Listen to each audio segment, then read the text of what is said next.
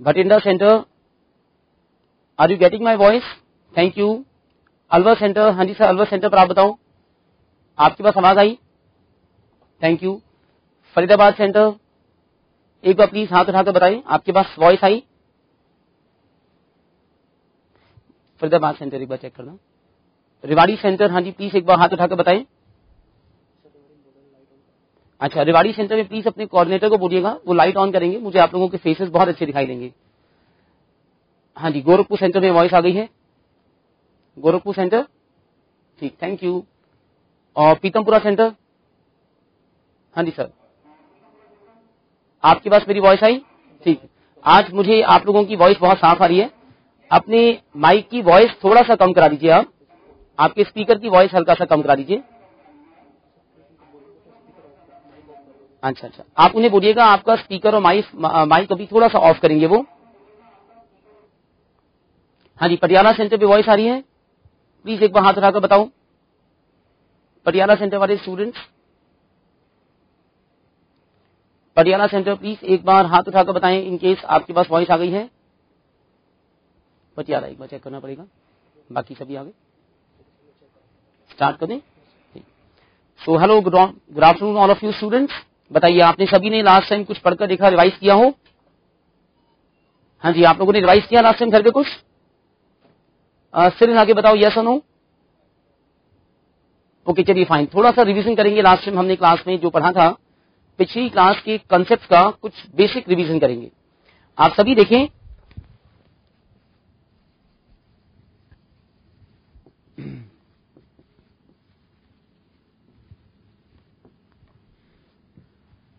हाँ जी, आपने सभी ने लास्ट टाइम पढ़ा था पेमेंट ऑफ बोनस एक्ट के बारे में. बताइए, पेमेंट ऑफ बोनस में सेक्शन 10 किस चीज का सेक्शन था? हाथ उठाकर बताएं जो आंसर देना चाहें. सेक्शन 10 क्या था पेमेंट ऑफ बोनस एक्ट का? ओके, गोरखपुर सेंटर से बताएं. हाँ जी सर, आप बताइए. गोरखपुर सेंटर पर लेफ्ट हैंड साइड पर सबसे आगे.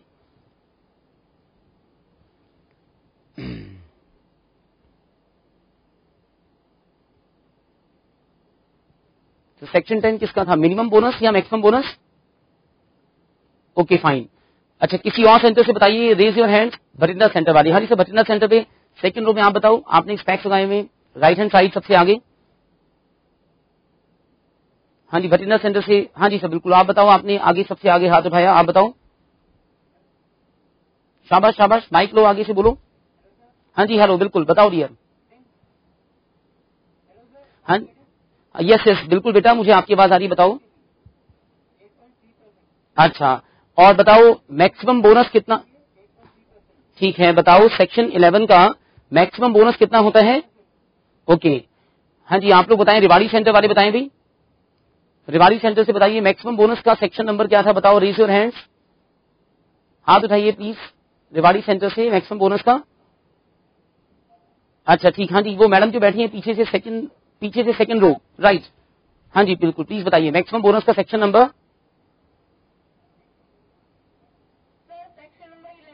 अच्छा जी, थैंक यू. और कितना परसेंट बोनस मैक्सिमम था? अच्छा, एक बात और बताओ बेटा मुझे कि अगर मेरे पास एलोकेबल सरप्लस 20% से ज्यादा हो तो मैं क्या करूंगा?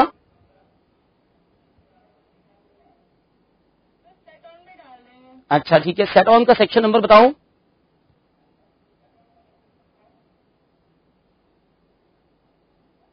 सेट ऑन का सेक्शन नंबर होते हैं. अच्छा जी, ठीक है, थैंक यू. हाँ जी, फरीदाबाद सेंटर वाले बताओ, आप लोग बताओ, सेट ऑन और सेट ऑफ कितने साल तक यूज करते हैं? हाँ जी, हाथ उठाओ फरीदाबाद सेंटर वाले. सेट ऑन सेट ऑफ कितने साल तक यूज करते हैं बताओ? सेट ऑन सेट ऑफ हम लोग यूज करते हैं 4 साल तक. अच्छा, अभी पीतमपुरा सेंटर वाले बताएं भाई. लास्ट टाइम पीतमपुरा की वॉइस मेरे पास नहीं आ रही थी.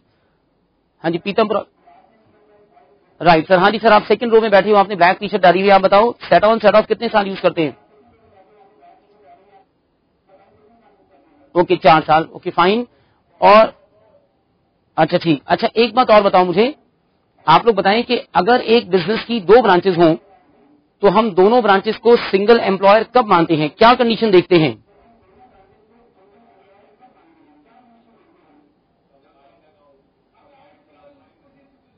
अच्छा, अकाउंट जब उनके सेम बनते हैं तब हम उनको सिंगल एम्प्लॉयर मानते हैं. हाँ जी, रिवाड़ी सेंटर से मुझे बताओ भी आप एक बार कि जो एम्प्लॉयर बोनस देता है, एक अगर हम फैक्ट्री की बात करें या कंपनी की बात करें तो एम्प्लॉयर को कैसे डिफाइन करेंगे? हाँ जी, please raise your hands. Rewari centre से बताओ एम्प्लॉयर किसे कहोगे आप? हाँ जी, हाथ उठाइए। रिवाड़ी सेंटर पे आप प्लीज एक काम कीजिएगा, अपने सेंटर कोऑर्डिनेटर को बोलें कि वो आपकी लाइट ऑन करेंगे, कुछ लाइट ब्राइट करेंगे। हाँ जी, एम्प्लॉयर की डेफिनेशन बताओ रिवाड़ी सेंटर वाले।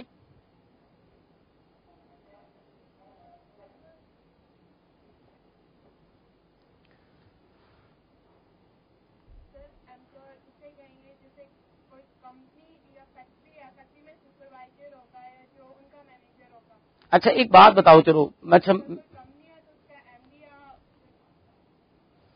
मुझे एक बात बताओ कि अगर फैक्ट्री में सुपरवाइजर या मैनेजर दोनों हो तो दोनों में से किसे हम एम्प्लॉयर माने? दोनों को माने या किसी एक को माने?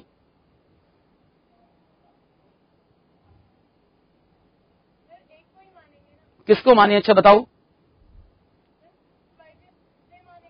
अच्छा ऐसा क्यों, मैनेजर को क्यों नहीं माने?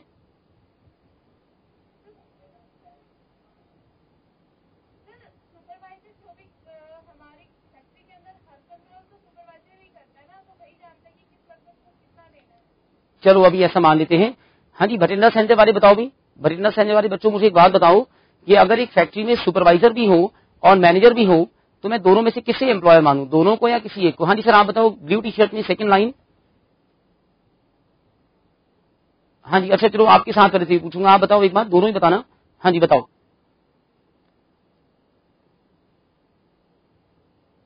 आपका भटिंडा सेंटर से आपका ऑडियो मेरे पास नहीं आ रहा, एक बार अपने माइक का बटन चेक करो कहीं वो ऑफ तो नहीं है।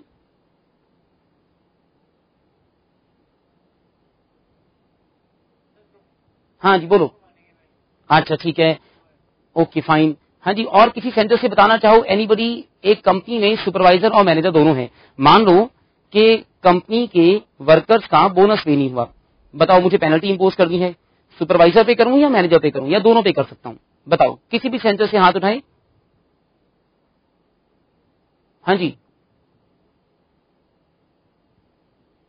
चलिए मैं आपको बताता हूं, आप सभी सुनिए इसका आंसर। अगर एक कंपनी में सुपरवाइजर और मैनेजर दोनों होते हैं, अरे चलो भटिंडा सेंटर से बता रहे हो। हाँ जी सर आप बताओ, सेकंड लाइन में आपने पहले भी हाथ उठाया था, सेकंड लाइन में वो प्यारे से सरदार जी बैठे हुए सेकंड लाइन में स्पेक्स लगाए हुए, आपके ब्लू टी शर्ट के बगल वाले स्टूडेंट जो आप बैठे हैं सेकंड लाइन में, आप बताओ। हाँ जी बिल्कुल बिल्कुल, आप आपके हाथ में माइक है, बताओ।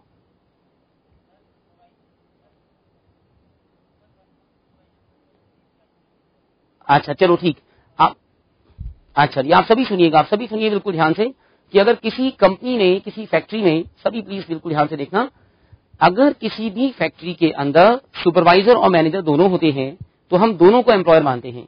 हमारी लॉ में दोनों बराबर हैं और हमारे लिए प्रेफरेंस का कोई रीजन नहीं, बल्कि आप ऐसा कहो कि हम सुपरवाइजर और मैनेजर दोनों पे पेनल्टी इंपोज करते हैं।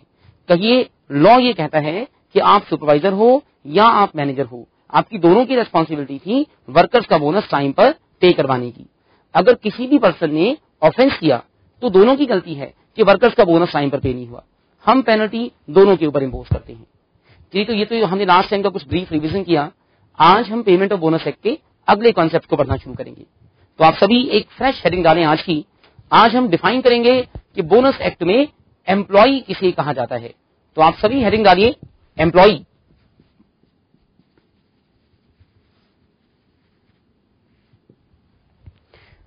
अच्छा एक बड़ी इंपॉर्टेंट बात सुनिए एम्प्लॉय के बारे में, लिखने से पहले सभी सुनिएगा, समझिएगा एम्प्लॉय के कॉन्सेप्ट को। देखो आपके एग्जाम्स के लिए एम्प्लॉय की डेफिनेशन में एक अमेंडमेंट हुआ है, तो हम जब इसको डिफाइन करेंगे तो हम अमेंडमेंट से पुरानी डेफिनेशन और अमेंडमेंट के बाद की डेफिनेशन दोनों बताते हैं, क्योंकि अमेंडमेंट अभी रिसेंटली हुआ है। एम्प्लॉय क्या होता है? तो हम ऐसा कहते हैं कि एम्प्लॉय एक पर्सन है, एक ऐसा पर्सन है जो एम्प्लॉयर के पास वर्क करता है, एम्प्लॉयर के पास काम करता है। देखो जैसे मैं कहीं ऑफिस में काम करता हूं तो मैं एम्प्लॉय हो गया, अगर हम फैक्ट्री में काम करते तो हम वर्कर हो गए। तो आप काम करते हो, और काम क्यों करते हो? काम करते हो बिकॉज आपको पैसा मिलता है, आपको मनी मिलती है। तो लॉ कहता है भी एम्प्लॉय वो है जो पैसे के लिए, मनी के लिए काम करता है। अब पैसे के लिए तो हर कोई काम करता है, तो हमने हल्का सा इसको फर्दर डिफाइन किया कि आप कैसा काम करते हो। आप करते हो स्किल्ड वर्क, स्किल्ड, आप करते हो अनस्किल्ड वर्क। एक होता है स्किल्ड, एक होता है अनस्किल्ड, एक होता है सुपरवाइजरी, तो आप किसी भी तरह का काम करो, आपको सभी को हम लोग एम्प्लॉय मानते हैं। स्किल्ड वर्क का एग्जांपल, जैसे एक फैक्ट्री के अंदर टेक्नीशियन है, एक इलेक्ट्रीशियन है कि बिजली के अप्लायंस आपस में जोड़ता है, तो स्किल्ड वर्क है, नॉलेज की बात है। एक होता है अनस्किल्ड वर्क, जैसे फैक्ट्री का मजदूर है, सुबह से शाम तक पत्थर तोड़ने वाला काम करता है। तो ये सभी लोग एम्प्लॉय हैं और इन सभी लोगों को हमारे लॉ में बोनस मिलता है। हमारी डेफिनेशन ये कहती है कि हम आपको एम्प्लॉय तब मानते हैं अगर आपकी एक महीने की सैलरी, देखिए आपकी एक महीने की सैलरी, देखिए डेफिनेशन थी कुछ दिन पहले तक, डेफिनेशन थी कि आपकी एक महीने की सैलरी 3500 3500 रुपए पर मंथ या इससे कम है। तो आपकी सैलरी है एक महीने की 3500 पर मंथ या उससे कम। अभी रिसेंटली डेफिनेशन को बदला गया है और इसमें लिखा गया कि अभी इस 3500 की लिमिट को बढ़ाकर 10,000 रुपए पर मंथ या उससे कम कर दिया गया। तो मतलब अगर आपसे पूछे आज कि देखो एम्प्लॉय कौन होता है, तो आप कहोगे एम्प्लॉय वो पर्सन है जो वर्क करता है, काम करता है। पहली बात वर्क करता है जरूर बताना है। सेकंड थिंग मनी के लिए काम करता है, पैसे के लिए काम करता है। थर्ड थिंग काम कैसा है ये बताना है, कहना है स्किल्ड, अनस्किल्ड, सुपरवाइजरी। और नंबर 4 आपको ये बताना है कि ये जो काम करेगा इसकी एक महीने की सैलरी 3500 रुपए पर मंथ या उससे कम थी, अभी इसको बढ़ाकर 10,000 कर दिया गया। दोनों बातें बतानी है और बल्कि तो बहुत इंपॉर्टेंट हो गया क्योंकि अमेंडमेंट हो गया लॉ के अंदर। जो आदमी हमारे पास काम करेगा ये हमारा एम्प्लॉय है। जब मैं आपसे कहता हूं कि एम्प्लॉय है तो मैं आपसे बिल्कुल नहीं कह रहा कि इसे बोनस मिलेगा। मैंने आपको बताया कि ये पर्सन हमारा एम्प्लॉय है। तो जो हमारा एम्प्लॉय है उसे बोनस मिलेगा नहीं मिलेगा हम इसे चेक करेंगे। तो देखिए हमें कैसे देखना है इस चीज को, जस्ट अ सेकेंड। आप देखिए सबसे पहले हमने डिफाइन किया कि एम्प्लॉय कौन होता है। देखो आप ग्रामर देखो, आप लैंग्वेज देखो कैसे पढ़ी जाती है। मैंने आपको बताया कि एम्प्लॉय कौन होता है और अब मैं आपको बताऊंगा कि इस एम्प्लॉय को बोनस मिलने के लिए क्या कंडीशन पूरी करनी पड़ेगी, क्योंकि हर एम्प्लॉय को बोनस नहीं मिलता। किसी भी एम्प्लॉय को बोनस लेना हो तो उसे हमारी कुछ कंडीशंस फुलफिल करनी पड़ेंगी। तो देखिए एम्प्लॉय को बोनस लेने के लिए कंडीशन पूरी करनी है कि इस एम्प्लॉय को एक साल के अंदर 30 दिन या उससे ज्यादा हमारी फैक्ट्री में काम करना है। कोई भी एम्प्लॉय हमारी फैक्ट्री में काम करे एक साल में 30 दिन, तब उसे बोनस मिलता है। जैसे मैं एक फैक्ट्री को ज्वाइन करता हूं, एक कंपनी को ज्वाइन करता हूं और जैसे साल खत्म होता है 31 दिसंबर को और मैंने दिसंबर के मंथ में कंपनी ज्वाइन की 15 दिसंबर को, 31 तारीख को हमारा साल खत्म हो गया, 15 तारीख को मैंने सर्विस ज्वाइन की थी। तो करंट ईयर के अंदर हमने काम किया सिर्फ 15-16 दिन। तो हमें करंट ईयर में एम्प्लॉय होने के बावजूद भी बोनस नहीं मिल सकता। तो आपको एक साल में बोनस कब मिलेगा, जब आपने काम किया हो कम से कम 30 दिन। देखिए ये हमारी एम्प्लॉय की डेफिनेशन है। इस डेफिनेशन को एक बार ब्रीफ में दोबारा रिवाइज करते हैं। ऐसा सोचो कि हु इज एन एम्प्लॉय। अगर आपसे पूछें, क्वेश्चन पूछें आपसे 3 से 4 नंबर में कि एम्प्लॉय कौन होता है, तो आप सबसे पहली बात बताओगे एम्प्लॉय वो पर्सन है जो क्या करता है, वर्क करता है, काम करता है। क्यों करता है, क्योंकि पैसा मिलता है। फिर पूछो काम कैसा करता है, तो कहोगे स्किल्ड, अनस्किल्ड, सुपरवाइजरी, जैसा मर्जी करे। उसके बाद पूछो कितने दिन काम करना पड़ेगा बोनस लेने के लिए, तो एक महीने में कितने दिन, कम से कम 30 दिन। तो ये हमारे पास एम्प्लॉय की डेफिनेशन है। Please write down. आप लिखिए, सभी हेडिंग डालें एम्प्लॉय और लिखना शुरू करें, बिना पॉइंट बनाए लिखेंगे। Employee means a person, employee means a person who works for money. Employee means a person who works for money, जो पैसे के लिए काम करता है। Employee means a person who works for money, full stop लगाइए। इसी सेंटेंस में आगे चल रहा है, Employee works with the employer, employee works with the employer and he has a contract of service. Employee का एम्प्लॉयर के साथ एक सर्विस करने का, काम करने का कॉन्ट्रैक्ट है।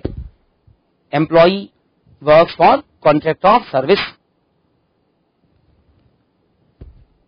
अच्छा जी, ये तो बात हुई। इसी पॉइंट में अगला paragraph, employee may work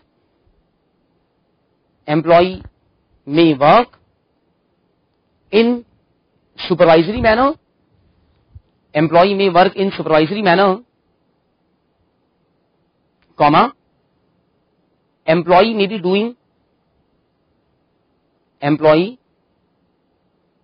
doing skilled work, comma, unskilled work, comma, unskilled work, comma, or any other type of work. Any other type of work.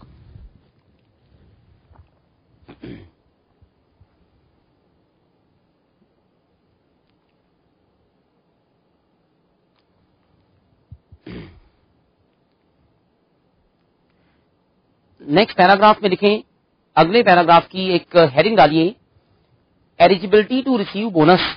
देखिए हेडिंग है 30 दिन वाली बात के लिए, eligibility to receive bonus. Same employee की definition का अगला paragraph eligibility to receive bonus है, और एलिजिबिलिटी टू रिसीव बोनस में लिखिए employee will receive bonus, employee will receive bonus only if employee will receive bonus only if employee has worked only if the employee has worked for, क्या कहते हो बठिंडा वालों, बताओ कितने दिन काम किया कम से कम, ऊपर देखिए जोर से बताओ, 30 दिन, only if the employee has worked for 30 days, बिल्कुल ठीक, 30 दिन। अब इसी में आप आगे लिखिए, हाँ जी एक क्वेश्चन सुनिए, मैं लास्ट सेंटेंस दोबारा बोलता हूं, employee will receive bonus only if the employee has worked for 30 days. अच्छा जी, एक बार दोबारा सुनिए, जयपुर सेंटर का क्वेश्चन आया है, वो कह रहे हैं भी क्या बोनस को काइंड में पे कर सकते हैं, पैसे की जगह। एम्प्लॉयर ने कहा जी मेरे ऑफिस में पुराना फर्नीचर पड़ा है, वर्कर से कहा भी तुझे 1000 रुपए बोनस देना है, ले पुरानी 4 कुर्सियां उठा के ले जा, क्या ऐसा हो सकता है, बोनस को काइंड में पे कर सकते हैं, क्या कहते हैं। हाँ जी फरीदाबाद वाली बताओ क्या कहते हो, क्या बोनस को पैसे की जगह, कैश की जगह काइंड में पे कर सकते हैं। हाँ जी और कहीं से बताओ, प्लीज रेज योर हैंड्स, हाथ उठा के बताओ, क्या बोनस कैश में पे करें या काइंड में भी पे कर सकते हैं। गोरखपुर वाले बताना चाहते हैं, हाँ जी बताओ गोरखपुर वालों। हाँ जी बिल्कुल बताओ, गोरखपुर से बताओ, माइक लो।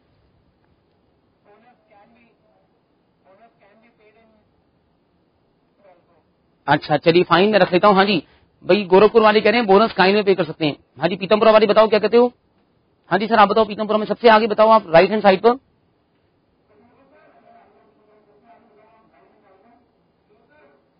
हाँ जी नहीं आगे वाले ये वो जो है आप बैठे हो आगे से। हाँ जी कोई भी बताओ, मतलब बोनस कैश में होगा काइंड में हो सकता है। नहीं मुझे आपकी आवाज आ रही है बेटा, मुझे बहुत अच्छी आवाज आ रही है, आप ऐसे ही बोल दो।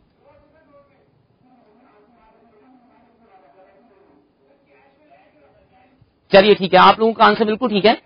हाँ जी और किसी सेंटर से बताओ भाई, रेवाड़ी सेंटर वाले बताओ भी क्या कहते हो, बोनस कैश में ही होगा या काइंड में हो सकता है, बताओ क्या कहते हो।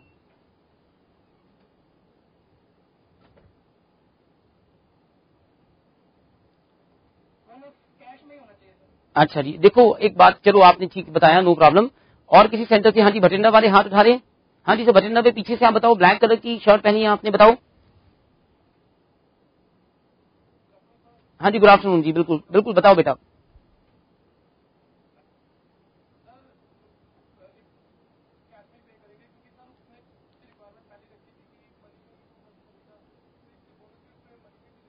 अच्छा बहुत बहुत बढ़िया आंसर, मैं आप सभी को बताता हूँ। हाँ जी सर अलवर सेंटर से बताना चाहते हैं आंसर, तो बताओ।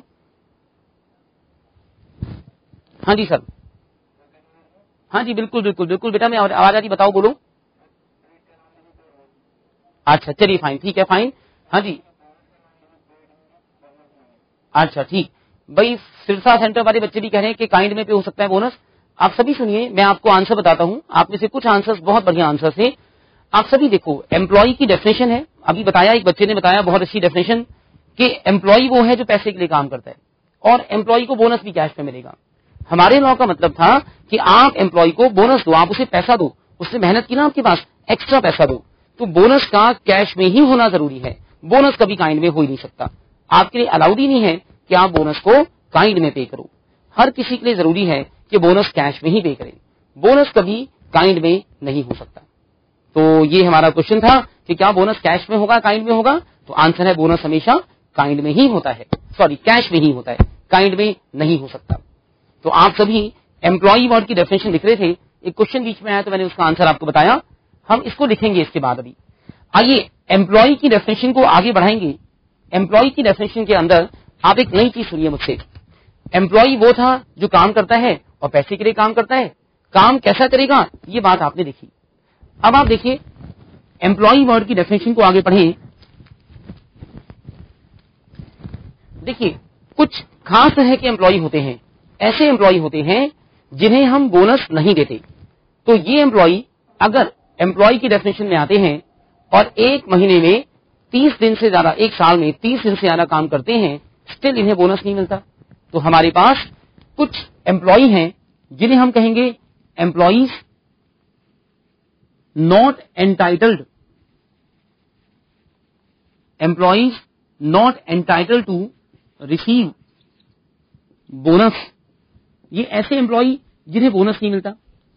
और इन्हें बोनस क्यों नहीं मिलेगा, तो ये बात बड़ी इंपॉर्टेंट है कि इन्हें बोनस नहीं मिलता क्योंकि हमें लगता है ये लोग ऐसी जगहों पे काम करते हैं या ऐसा काम करते हैं कि इनका हक ही नहीं है बोनस का। बड़ा बढ़िया एग्जांपल देखिए, जैसे एक एम्प्लॉय है, मान लो एक्स एक एम्प्लॉय है और एक्स काम करता है एक कंपनी ए लिमिटेड के अंदर। ए लिमिटेड एक कंपनी है जहां पर एक एम्प्लॉय एक्स काम करता है।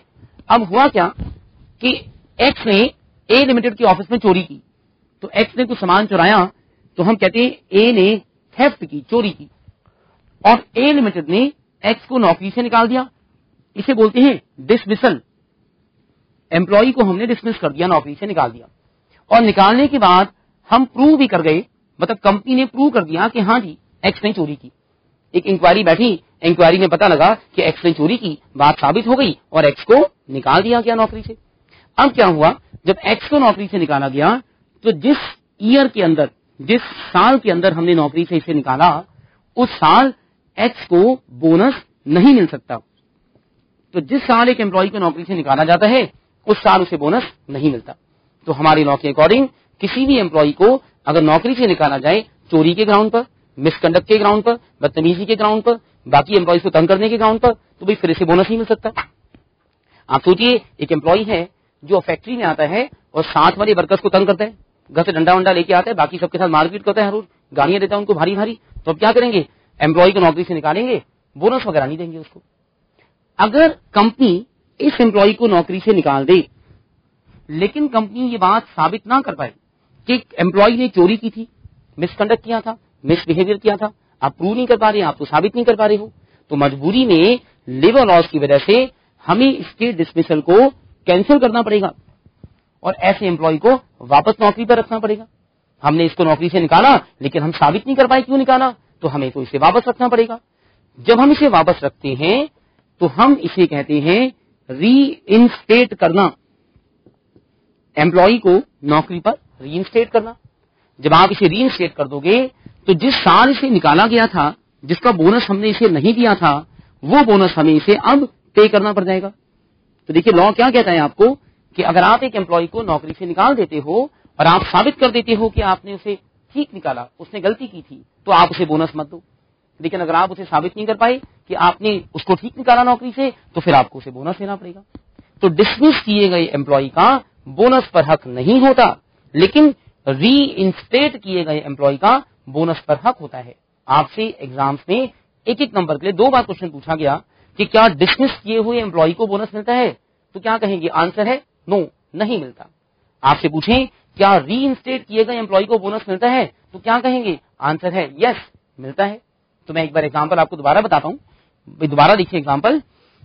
एक एम्प्लॉयर के पास एक एम्प्लॉय काम करता था, एम्प्लॉय को चोरी के, मिसकंडक्ट के ग्राउंड पर नौकरी से निकाला गया और एम्प्लॉयर ने बात साबित कर दी कि उसने चोरी की थी, तो हम उसे उस साल बोनस नहीं देंगे जिस साल हमने नौकरी पर निकाला। अगर हम उसके चोरी करने की बात को साबित ना कर पाए तो हमें उसे दोबारा नौकरी पे रखना पड़ेगा और ऐसे केस में हम इस एम्प्लॉय को बोनस भी देंगे। तो डिसमिस किया हुआ एम्प्लॉय बोनस नहीं ले सकता, रीइंस्टेट किया हुआ एम्प्लॉय बोनस ले सकता है। तो एम्प्लॉय वर्ड को डिफाइन करते हुए इनके बारे में पढ़ेंगे। तो आपने हेडिंग डालनी है सभी ने, employees not entitled to receive bonus.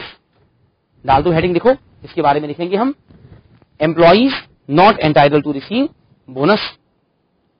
इसमें लिखिए some employees are, some employees are not entitled to, some employees are not entitled to receive bonus. Number 1, if an employee is dismissed from services, दोबारा सुनिए, if an employee is dismissed from services, then bonus will not be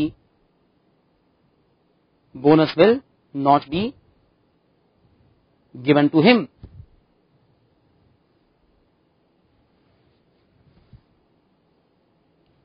इसी में लिख रहे हैं आगे, if this employee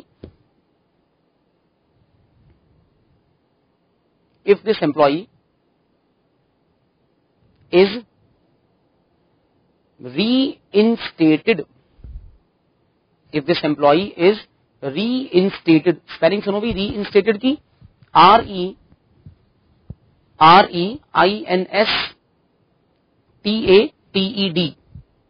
reinstated, then he will receive bonus.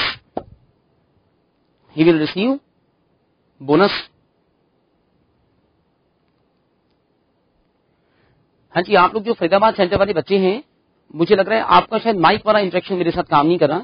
आपकी centre coordinator के पास माइक होगा, उन्हें बोलिएगा। अदरवाइज आप कुछ भी पूछना चाहो, आपके आगे सेस है, आप मुझे लिखकर मैसेज दो, मुझे आपके सारे मैसेज मिल रहे हैं, बल्कि मैंने एग्जाम्पल आपके इसी मैसेज के लिए रिपीट किया। कोई भी दिक्कत हो आप मुझे सेस पर आगे मैसेज लिखकर भेजो, मुझे आपके सभी आंसर, सभी रेस्पॉन्सेज मिल रहे हैं। हाँ जी, उसके बाद देखिए नंबर 2, देखिए नंबर 1 मैंने बताया डिसमिस किया हुआ एम्प्लॉय। अब सुनिए नंबर 2 बड़ा इंपॉर्टेंट है। नंबर 2 है ट्रेनी एम्प्लॉय। देखिए 2 तरह के कॉन्सेप्ट हैं, एक होता है ट्रेनी एम्प्लॉय जो ट्रेनिंग करने आता है, और एक होता है प्रोबेशनर। देखो प्रोबेशनर क्या होता है और ट्रेनी एम्प्लॉय क्या होता है। प्रोबेशन का मतलब होता है कि मैं नौकरी करता हूं और साथ साथ मुझे कोई काम सिखाया भी जाता है। अब मुझे कुछ काम की नॉलेज कम थी तो मैंने काम शुरू किया, एम्प्लॉयर ने कहा जी पहले 2 महीने में आपको काम सिखाऊंगा भी, तो मुझे कहते हैं प्रोबेशनर। जैसे बैंक में होते हैं प्रोबेशनरी ऑफिसर होते हैं, साथ साथ नौकरी करते हैं, साथ ही साथ बैंक उनको सिखाता भी है। एक आम आदमी की लैंग्वेज में हम इन्हें कहते हैं ऑन द जॉब ट्रेनी। आपने भी शायद रियल लाइफ में कभी इसको सुना हो, ऑन द जॉब ट्रेनी। ये लोग नौकरी भी करते हैं, साथ ही साथ इन्हें काम सिखाते हैं। दूसरे होते हैं बेचारे वो ट्रेनी जो पहले काम सीखते हैं, उसके बाद उन्हें नौकरी मिलती है। जैसे आप जब सीए की आर्टिकलशिप करते हो तो आप पहले 3 साल तक आर्टिकलशिप करते हो, 3 साल तक आपको काम सिखाया जाता है। उस वक्त हम ये नहीं कहते कि आप नौकरी करते हो, आप जॉब करते हो। तो जब आप सीए की आर्टिकलशिप करते हो तो आप एक ट्रेनी हो जो बिना जॉब के ट्रेनिंग कर रहा है, इसको काम सिर्फ सिखाया जा रहा है, इसको हम एम्प्लॉय नहीं मानते। तो हमने इन्हें नाम दिया ऑफ द, ये था ऑफ द जॉब ट्रेनी। तो देखो ऑफ द जॉब ट्रेनी जो होते हैं ये वो लोग हैं जो सिर्फ ट्रेनिंग करते हैं और एम्प्लॉय नहीं होते हैं। ऐसे लोगों को हम कोई भी बोनस नहीं देते। जो ऑफ द जॉब ट्रेनी है उन्हें बोनस नहीं मिलता, जो ऑन द जॉब ट्रेनी है उन्हें बोनस मिलता है। तो कभी भी आपसे पूछें क्या ट्रेनी एम्प्लॉय को बोनस मिलता है, कहोगे भी ट्रेनी को तो नहीं मिलता, लेकिन प्रोबेशन वाले को मिलता है। तो नंबर 2 सुनिए आप, तो नंबर 2 लिखिए, नंबर 2 में लिखिए trainee employees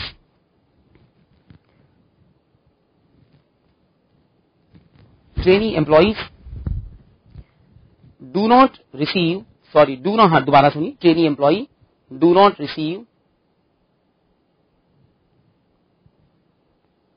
bonus however if the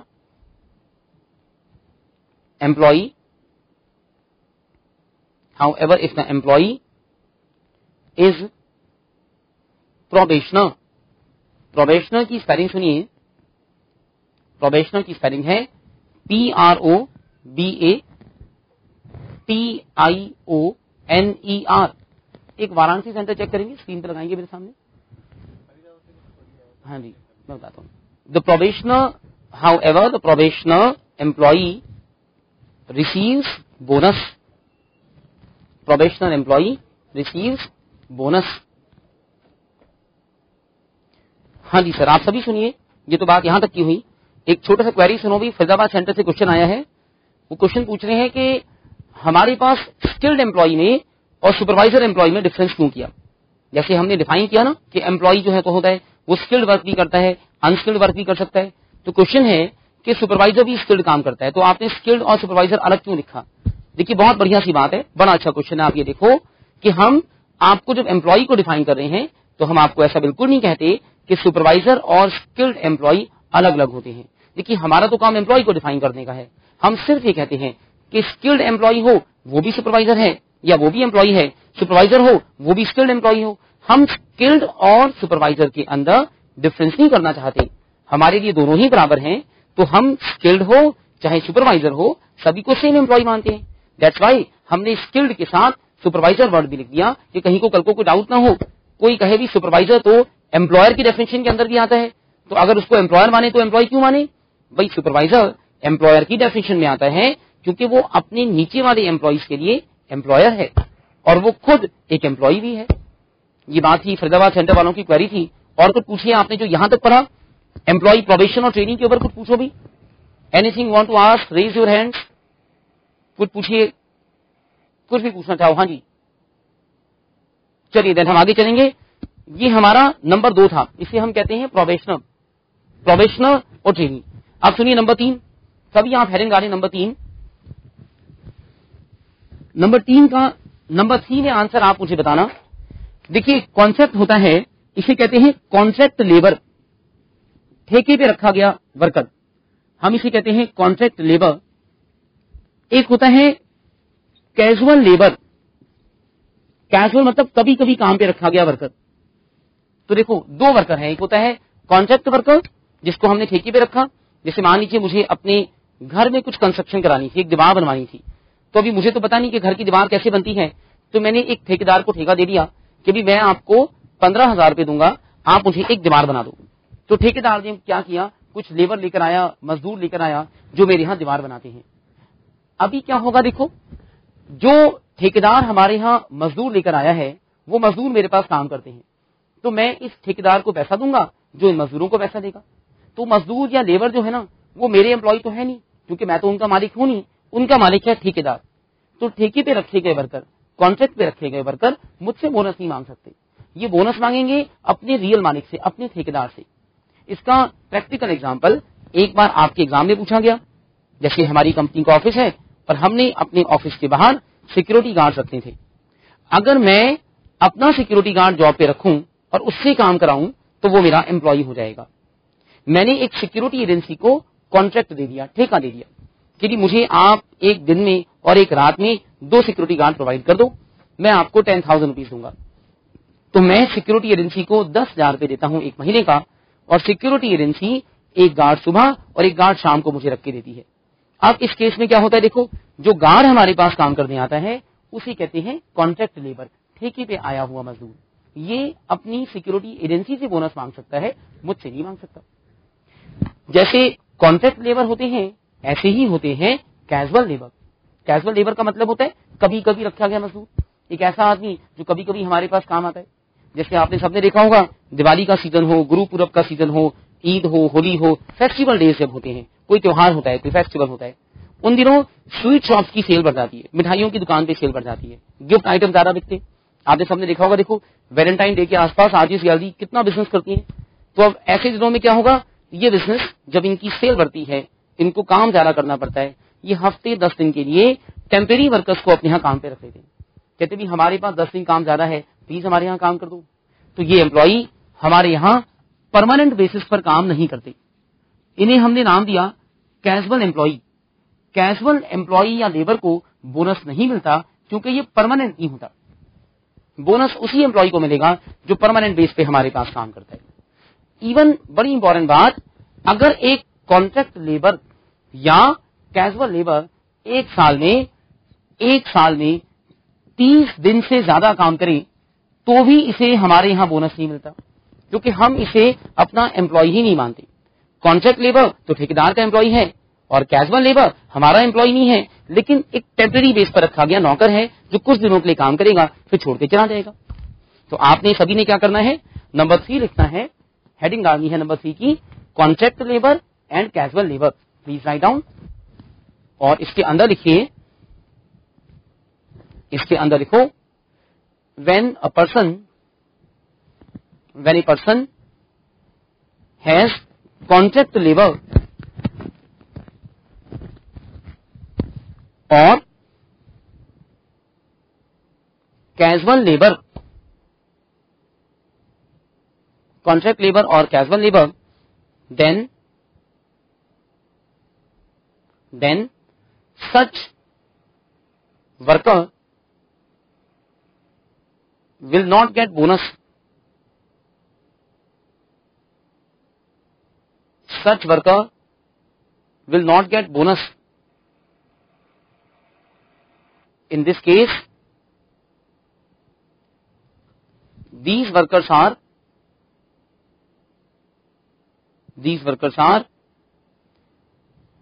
not entitled to receive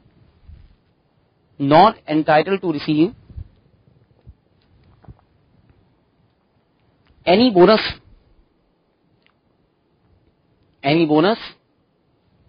under Payment of Bonus Act.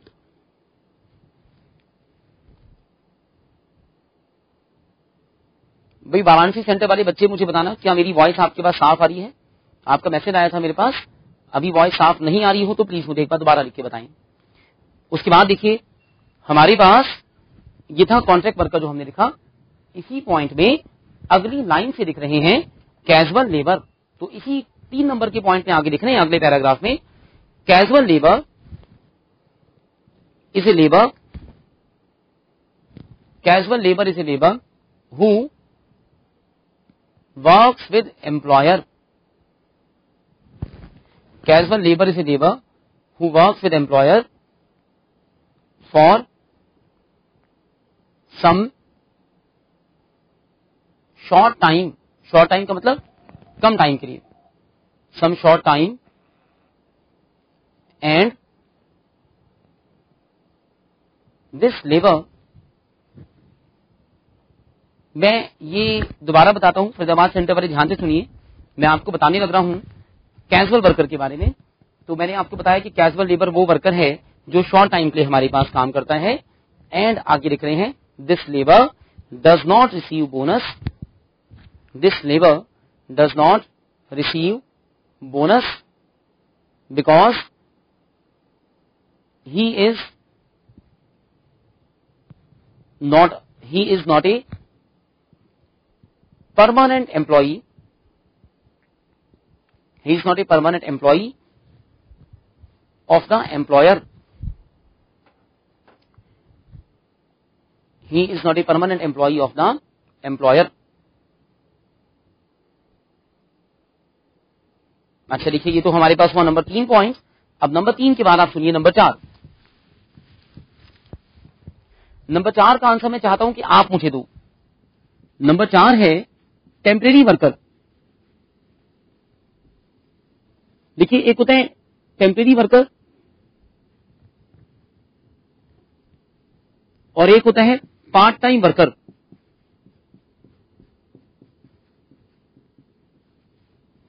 बताओ, टेम्परेरी वर्कर के अंदर और पार्ट टाइम वर्कर के अंदर, इन दोनों में से किसे बोनस मिले और किसे ना मिले? क्या भी दोनों को ही बोनस ना मिले या क्या दोनों को बोनस मिले?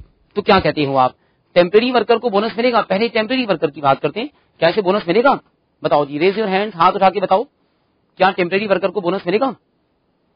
हाँ जी बताइए, किसी भी सेंटर से उठाइए हाथ, बताइए कौन बताना चाहता है।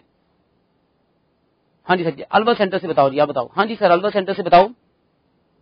बिल्कुल बिल्कुल, अलवर सेंटर पे मुझे आप देख रहे हो, प्लीज बताओ। अच्छा सर, एक बात और बताओ, ऐसा क्यों है?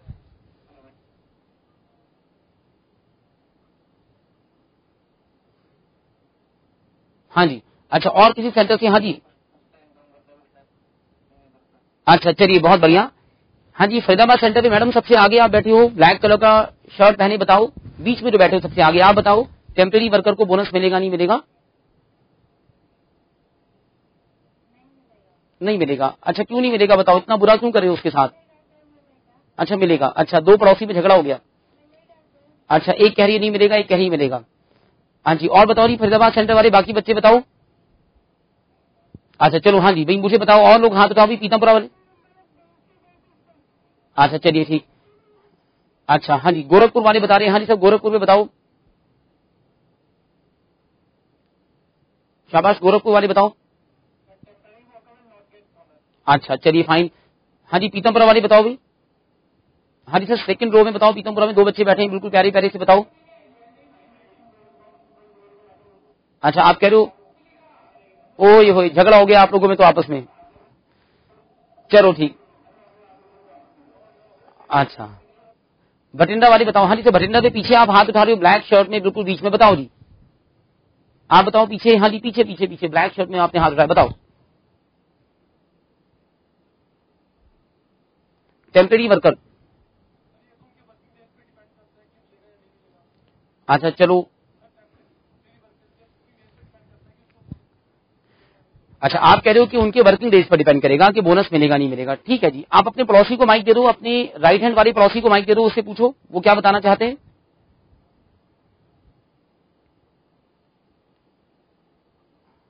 हाँ जी आपके, हाँ जी बताओ। अच्छा अच्छा अच्छा अच्छा ठीक, ओके ओके। हाँ जी, पटियाला वाले बताओ जी, पटियाला वाले बच्चे लास्ट टाइम तो बड़े अच्छे जवाब दे रहे थे, आज शर्मा नहीं पटियाला वाले। हाँ जी, पटियाला वाले बताओ, क्या कहते हो, बोनस मिलेगा नहीं मिलेगा?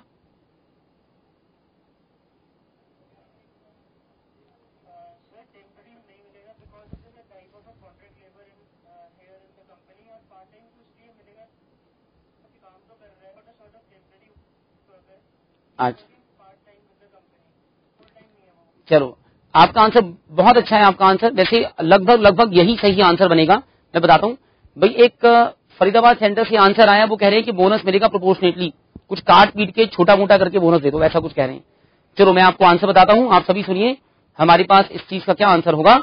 आप देखो, एक जयपुर सेंटर से आंसर आया है कि जो एम्प्लॉय परमानेंट नहीं है उसे बोनस नहीं मिलेगा। आप सभी सुनिए, जो टेम्परेरी वर्कर होता है ना, टेम्परेरी का मतलब आपने जो जिन बच्चों ने बताया ना कि टेम्परेरी वर्कर तो भी कभी कभी काम करने आ रहे हैं, कैजुअल वर्कर के जैसा हो गया। तो हम टेम्परेरी वर्कर को बोनस नहीं देते हैं, क्योंकि टेम्परेरी वर्ड का मतलब ही हो गया कि वो हमारा परमानेंट वर्कर नहीं है, तो हम इसे बोनस नहीं देते। जो वर्कर होता है पार्ट टाइम बेस पर हमारे पास काम करने के लिए आता है, भाई उसे बोनस मिलता है। उसका क्या रीजन है कि पार्ट टाइम हो चाहे फुल टाइम हो, है तो हमारा परमानेंट वर्कर। और आप सीधी सी बात पूछो कि भी क्या ये परमानेंट था, आपने आंसर दिया कि यस परमानेंट था। और फिर आप पूछो कि क्या इसने 30 दिन या उससे ज्यादा काम किया, आंसर आया यस, तो भाई फिर पक्का इसे बोनस मिलेगा। तो आंसर है कि जो वर्कर हमारे पास टेम्परेरी बेस पे काम करता है वो तो हमारा कैजुअल वर्कर के जैसा हो गया, वो तो परमानेंट है ही नहीं, उसे बोनस नहीं मिलता। और जो पार्ट टाइम होता है उसे बोनस मिलता है। तो हम लिख रहे हैं नंबर 4, जिसके अंदर हम ये सारी बातें लिखेंगे। तो आप नंबर 4 की हेडिंग डालो, temporary worker and part time worker, और इसके अंदर लिखिए। देखिए मैं एक बार दोबारा बताता हूं, इसमें हमने क्या लिखा। हाँ आप सुनिए, सभी लिखिएगा, पूरा आंसर सुनिएगा। Temporary worker is not a permanent worker. Temporary worker is not a permanent worker, hence he will not get bonus, he will not get bonus. However, a part-time worker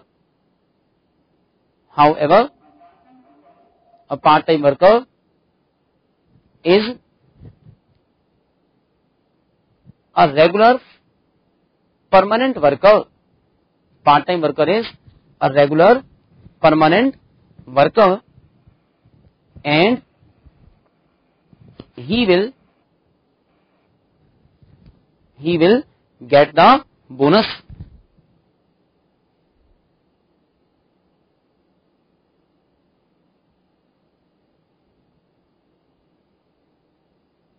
अब सुनिए, इसके नीचे एक बड़ा इंपॉर्टेंट नोट लिखिए।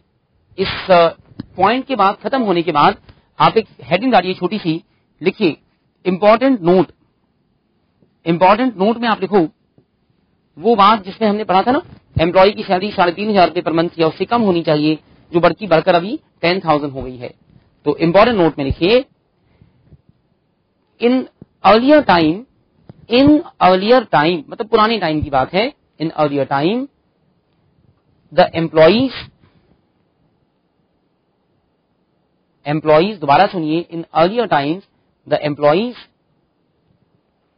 whose monthly salary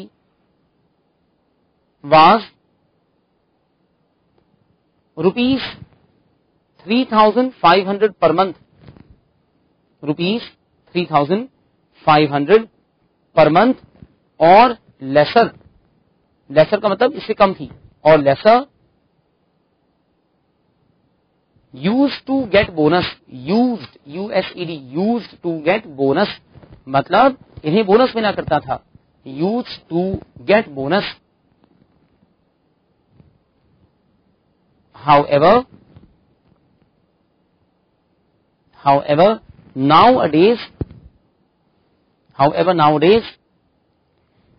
employees having a salary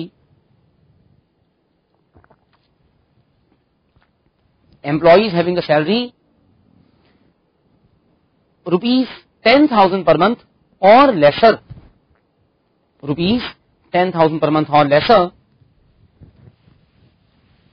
get bonus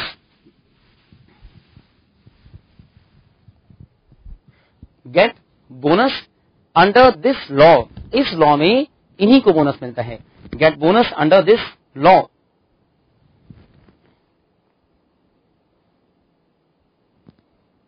हाँ जी, देखिए ये तो हुआ हमारे पास एक बड़ा अच्छा केस। अब आप देखिए एक बहुत इंपॉर्टेंट पॉइंट मैंने पिछली क्लास में आपको समझाना शुरू किया था, इसका नाम था इंटरिम बोनस।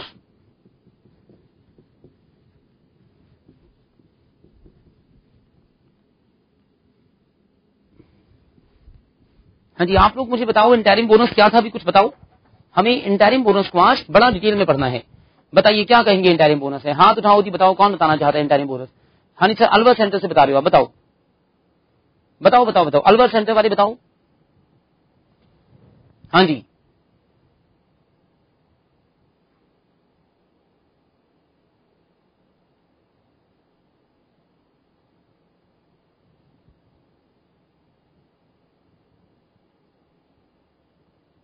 अच्छा चलिए एक बार हम आगे और देखते हैं। और किसी सेंटर से, भटिंडा सेंटर से बताओ बोनस। हाँ जी सर, भटिंडा सेंटर में सबसे आगे की रो में आप बताओ क्या बताते हो बोनस के बारे में, सबसे आगे की रो राइट हैंड साइड। हाँ जी,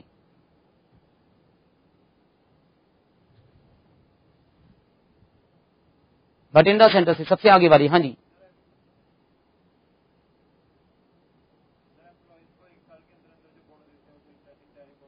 अच्छा अभी एक आंसर आया है, एम्प्लॉय को 1 साल के अंदर जो बोनस देते हैं उसे इंटरिम बोनस कहते हैं। और कुछ बताओ भटिंडा सेंटर वाले। हाँ जी, भटिंडा सेंटर पे आप लोग माइक आपस में चेंज करो, बताओ क्या बताना चाहते हो। और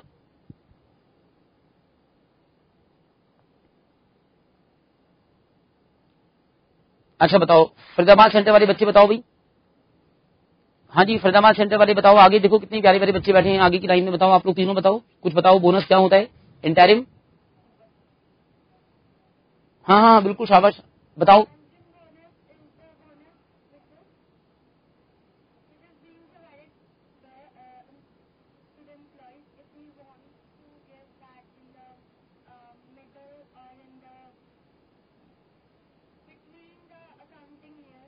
अच्छा अच्छा, आपने जो आखिरी बात कही 3 वर्ड वो तो ठीक है, पहले वाली बात तो गंदी सी बात बता दी आपने, वो तो कुछ बना नहीं, बाद का सेंटेंस आपका ठीक था। अच्छा जी और बताओ जी। हाँ जी साहब, गोरखपुर सेंटर वाले बताओ भी क्या कहते हो। अच्छा गोरखपुर सेंटर में सबसे पीछे वाला बच्चा तो गोरखपुर सेंटर में यहाँ बैठे हो, आपने नहीं बताया था पहले, कुछ बताओ।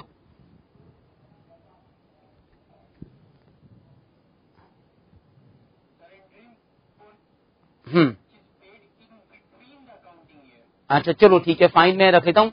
एक बार आगे वाले को भी दे दो भाई माइक।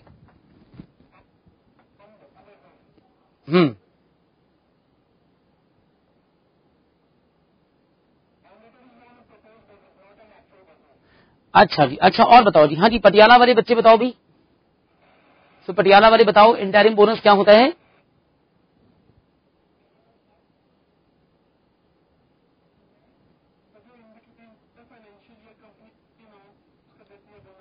अच्छा जी, अच्छा ठीक है जी बिल्कुल, ओके फाइन।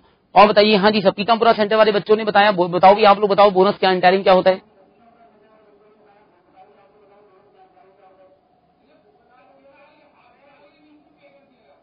अच्छा ठीक है, और भी रेवाड़ी सेंटर वाले बच्चे बताओ इंटरिम बोनस।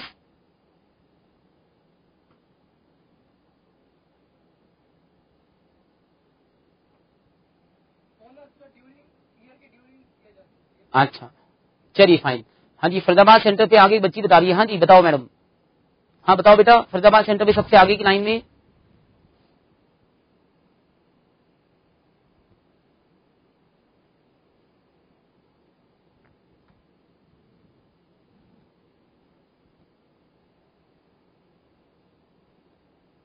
चलिए फाइन, मैं आपको बताता हूँ, आप सभी सुनिए इंटरिम बोनस क्या होता है। देखिए आप में से कुछ स्टूडेंट्स ने एक वर्ड यूज किया, देखो आपको बताता हूँ कि आपने जो पिछली क्लास में पढ़ा, जो आज आप बता रहे हो, तो आपकी लैंग्वेज में कैसे बदलाव आता है कभी कभी बताते हुए, और इसी चीज से आपका आंसर ठीक या गलत हो जाता है। गलत लैंग्वेज होगी तो उसको पूरे को काट के 0 कर देते हैं।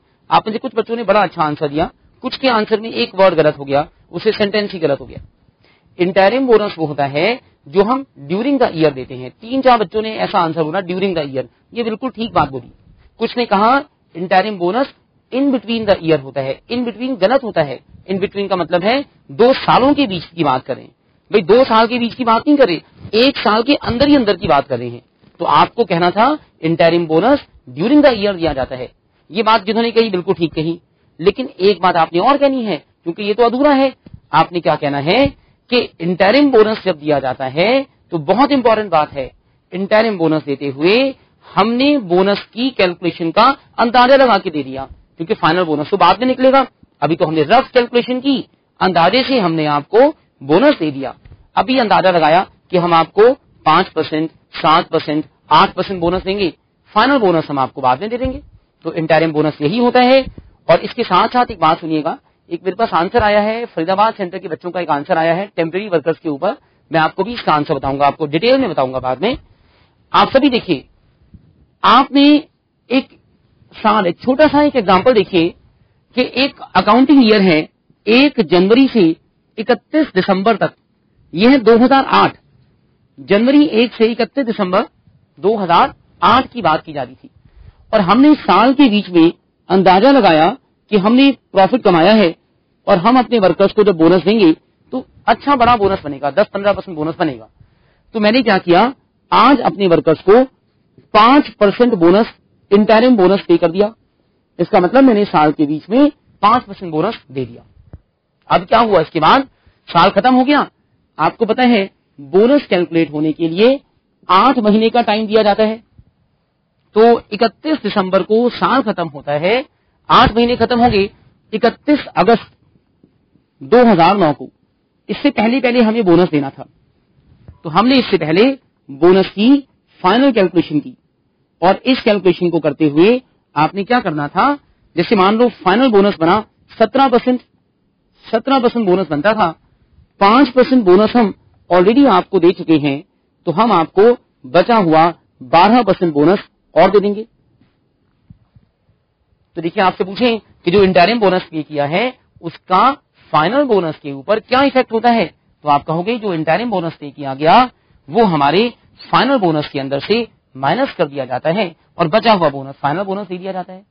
मान लो अगर वर्कर आपसे कहता है, आप एम्प्लॉयर के सीए हो, आप एक चार्टर्ड अकाउंटेंट हो एक एम्प्लॉयर के, और आपके एम्प्लॉयर जो है उसके वर्कर्स ने उससे कहा कि भी हम तो पूरा 17% देंगे, 5 जो पहले दिया था वो तो आपने ऐसे ही दिया था, हम तो 17% बोनस देंगे। तो हमारा लॉ ये कहता है कि वर्कर को जो अभी फाइनल बोनस मिलेगा वो सिर्फ 12% ही मिल सकता है। वर्कर को 17 में से 5% पहले दिया जा चुका है, तो एम्प्लॉयर का हक है कि वो उस बोनस में से 5% बोनस माइनस करे और बचा हुआ बोनस दे। तो देखिए हम इंटरिम बोनस को फाइनल बोनस से एडजस्ट करते हैं। एक हेडिंग आ रही है, आप लोग देखिए, adjustment of interim bonus. Heading है adjustment of interim bonus from final bonus.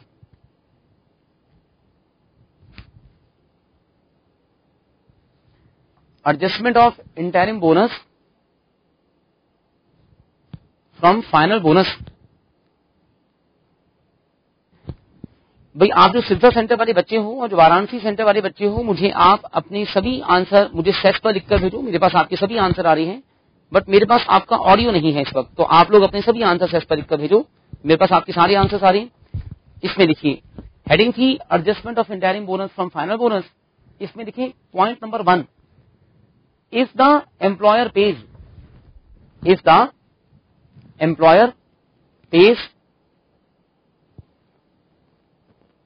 interim bonus to the workers,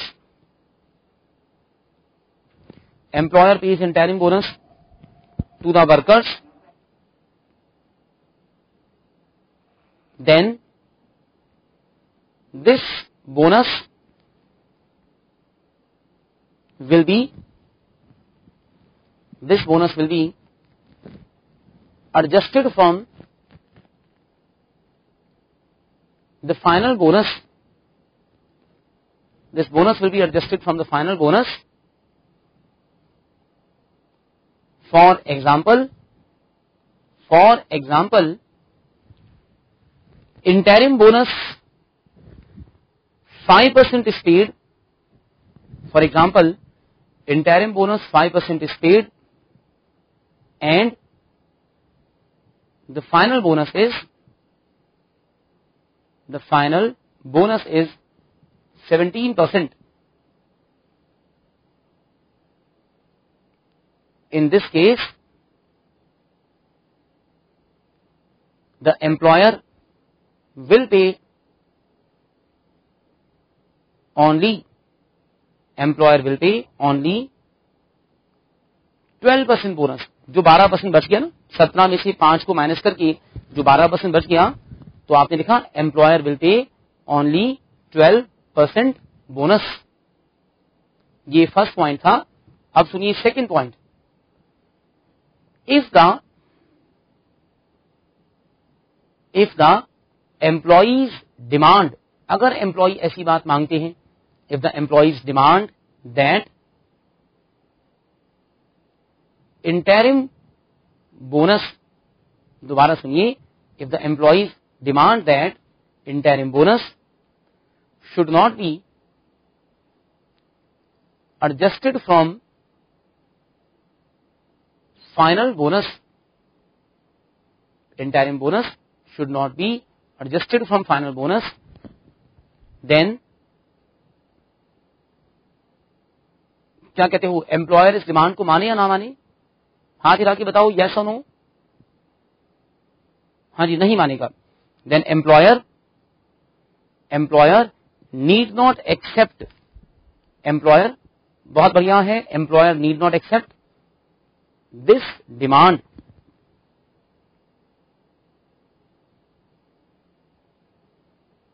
एक बड़ा अच्छा क्वेश्चन सुनिए। एक जयपुर सेंटर से क्वेश्चन आया, उन्होंने पूछा कि मान लो मैंने इंटरिम बोनस ज्यादा पे कर दिया, मैंने तो 15% इंटरिम बोनस पे कर दिया और उसके बाद मेरा फाइनल बोनस बना 12%।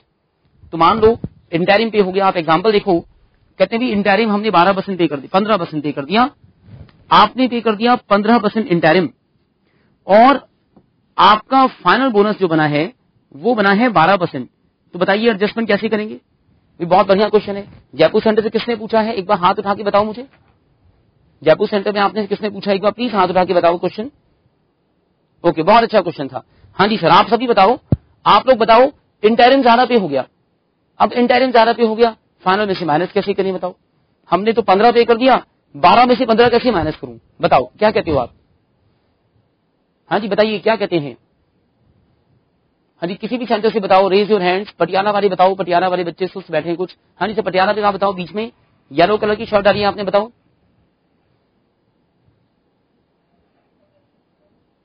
हाँ जी बिल्कुल बताओ, बताओ बेटा। अच्छा, वापस इन्हें 3% बोनस ही कह रहे हो?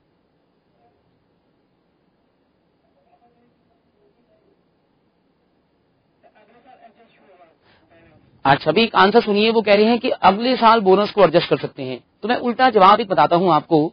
मान लो अगला साल आने से पहले एम्प्लॉय काम छोड़कर चला गया, तो फिर कैसे एडजस्ट करोगे आप इस 3% को?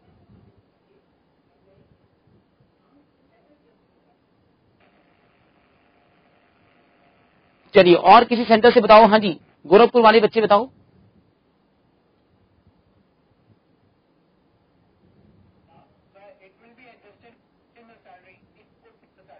अच्छा, अभी आंसर आया, कहते हैं अभी 3% सैलरी में से काट के निकाल लो उसका। चलिए, बहुत बढ़िया आंसर। हाँ जी, भटिंडा वाले बच्चे बताओ भी। हाँ जी, भटिंडा वालों क्या कहते हो, 3% बोनस का क्या करवाओगे बताओ? क्या करते हैं भटिंडा में, क्या करते हैं 3% बोनस का?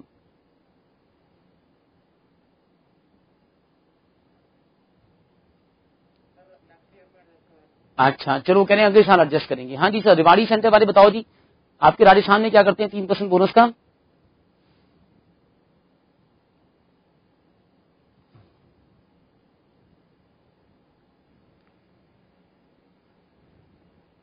हाँ जी, रिवाड़ी सेंटर वालों भी, आपका ऑडियो मेरे पास नहीं आ रहा, आप अपना माइक एक बार चेक करो, कहीं बंद तो नहीं है। देखो, अब आगे आ गया, बिल्कुल आ गया, बोलो।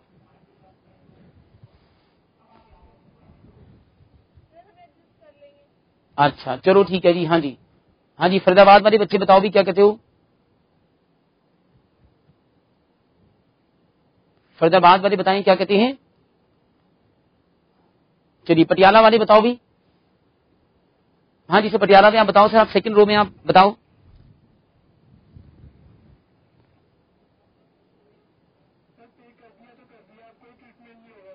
अच्छा जी, एक आंसर देखिए, दो बड़े अच्छे आंसर आए। एक, अच्छा, एक आंसर आया बड़े सारे बच्चों का, कहने भी अगले साल हम तो काट के 3% माइनस करेंगे।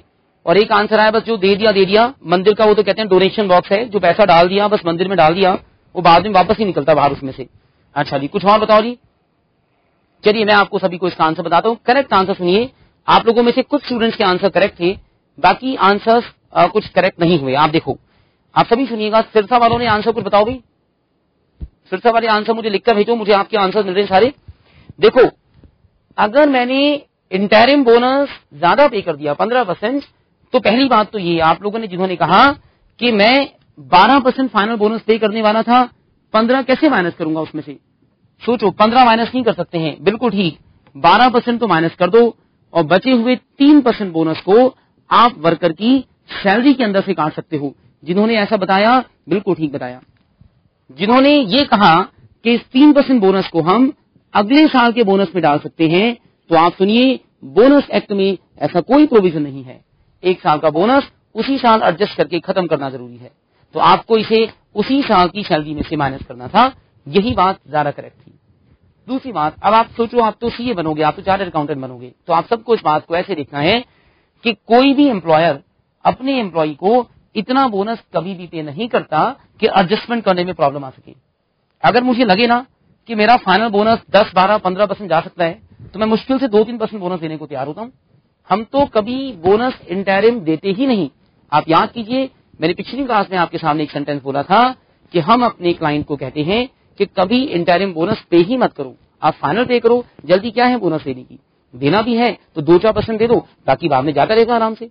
इतना ज्यादा पे कर दिया कि एडजस्टमेंट की प्रॉब्लम आ गई, तो सिर्फ सैलरी में से पे होगा। लेकिन इसके अंदर भी दिक्कत है। देखो, दिक्कत क्या है कि बोनस जो फाइनल पे होगा, ये कैलकुलेशन साल खत्म होने के बाद 8 महीने के अंदर होती है। सोचिए, इन 8 महीनों के अंदर आप जो उसको सैलरी पे करते हो, उसमें से काटोगे।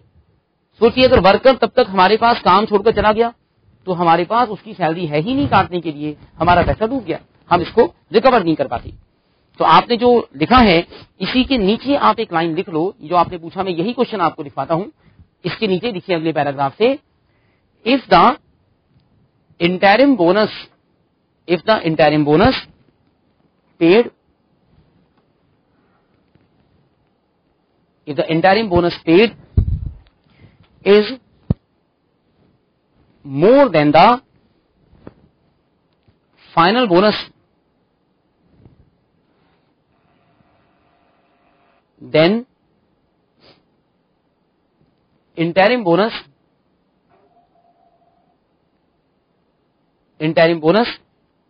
can be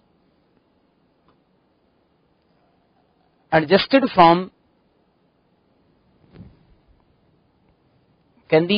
from salary also.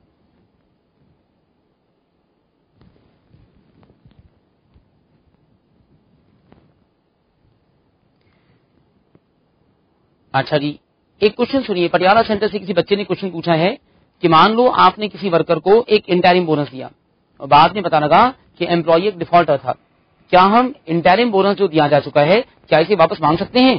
भाई पटियाला सेंटर से किसने पूछा क्वेश्चन, बताओ, एक बार हाथ उठा के बताओ। बहुत अच्छा क्वेश्चन है, किसने पूछा? Raise your hand. एम्प्लॉयर ने एम्प्लॉय को इंटरिम बोनस पे कर दिया और बाद में हम एम्प्लॉय को जॉब से हटाना चाहते हैं, डिफॉल्टर है, हम उसका बोनस पे नहीं करना चाहते। ओके, हाँ जी, देखिए मैं इसका आंसर आपको बताता हूँ, सभी सुनिए। क्वेश्चन था कि अगर एक एम्प्लॉय को इंटरिम बोनस दे दिया गया और बाद में आप उस एम्प्लॉय को जॉब से हटाना चाहते हो, भाई क्या करोगे आप? भाई कोई दिक्कत नहीं, एम्प्लॉय को जॉब से हटा दो। आपने पढ़ा कि अगर एम्प्लॉय मिसकंडक्ट करता है तो हम उसे डिसमिस कर सकते हैं और हम उसका बोनस नहीं देंगे।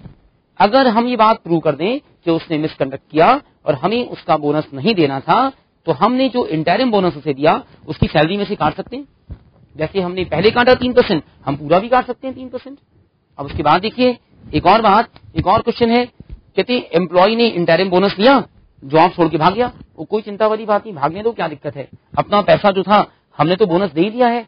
अगर उसका कोई पेंडिंग पैसा है हमारे पास, चिंता वाली बात नहीं, एम्प्लॉय जॉब छोड़ के चला गया, उसकी कोई आखिरी महीने की सैलरी पेंडिंग होगी, उसका प्रोविडेंट फंड का पैसा पेंडिंग हो सकता है, उसका ग्रेचुटी का पैसा पेंडिंग हो सकता है, कहीं से काट लेंगे। एम्प्लॉय को तो एम्प्लॉयर से बड़ा पैसा देना होता है, तरह तरह के नाम से देना होता है, कहीं से भी माइनस कर देंगे इसको।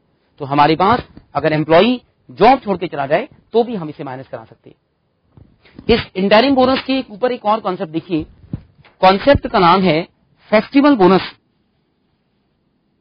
फेस्टिवल बोनस का मतलब है कि आपने एम्प्लॉय को किसी त्योहार पे बोनस दिया, फेस्टिवल बोनस।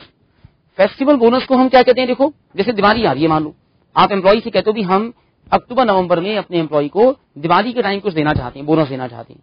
आप कहते हो जी हम तो गुरु पूरब के टाइम पे बोनस देना चाहते हैं, आपने कहा हम ईद के टाइम पर बोनस देना चाहते हैं। तो आप अपने एम्प्लॉय को जैसे इंटरिम बोनस देते हो ऐसे ही फेस्टिवल बोनस दे सकते हो, और जैसे इंटरिम बोनस फाइनल बोनस से माइनस होता है, फेस्टिवल बोनस भी फाइनल बोनस से माइनस कर सकते हो, कोई बुराई नहीं, वो भी माइनस होता है इंटरिम वाला, फाइनल वाला भी माइनस कर सकते हो। तो हमारे पास कॉन्सेप्ट है कि अगर एक एम्प्लॉयर अपने एम्प्लॉय को फेस्टिवल के टाइम पर बोनस देना चाहता है तो पे कर सकता है और इंटरिम बोनस की तरह माइनस भी कर सकता है। तो आप क्या करें, एक अगली हेडिंग डालें, नाम लिखें फेस्टिवल बोनस, और फेस्टिवल बोनस हेडिंग में लिखिए if the employer page festival bonus, if the employer pays festival bonus to the employee, employer pays festival bonus to the employee, then it is, दोबारा सुनिए, then it is also allowed as deduction from, it is also allowed as deduction from final bonus, it is also allowed as deduction from final bonus। इसी point में अगला paragraph, भाई festival bonus को हम पूजा bonus भी कहते हैं। आपने पीतमपुरा से क्वेश्चन पूछा, बिल्कुल ठीक, फेस्टिवल बोनस को हम पूजा बोनस भी कहते हैं, दिवाली पूजा बोनस, गुरु पूरा पूजा बोनस। तो अगली लाइन से देखिए, festival bonus is also known as, festival bonus is also known as puja bonus, PUJA, puja bonus is also known as puja bonus, and it can be paid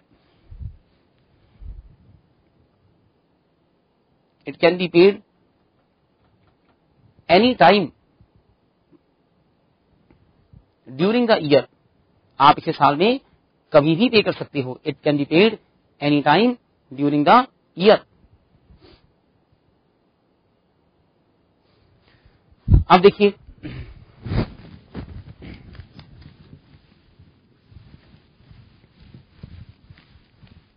आप सभी देखिए, आज का अगला कॉन्सेप्ट इसी बोनस से कनेक्टेड कॉन्सेप्ट। ये जो कॉन्सेप्ट आपको बताऊंगा, दिस इज वेरी इंपॉर्टेंट, आपके एग्जाम्स के बड़ा इंपॉर्टेंट कॉन्सेप्ट है और 4 से 5 नंबर का आपके एग्जाम में कई बार पूछा गया। तो आप जो देखेंगे, इसका नाम है बोनस कनेक्टेड विद प्रोडक्शन। देखिए, हम इसे कहते हैं production bonus.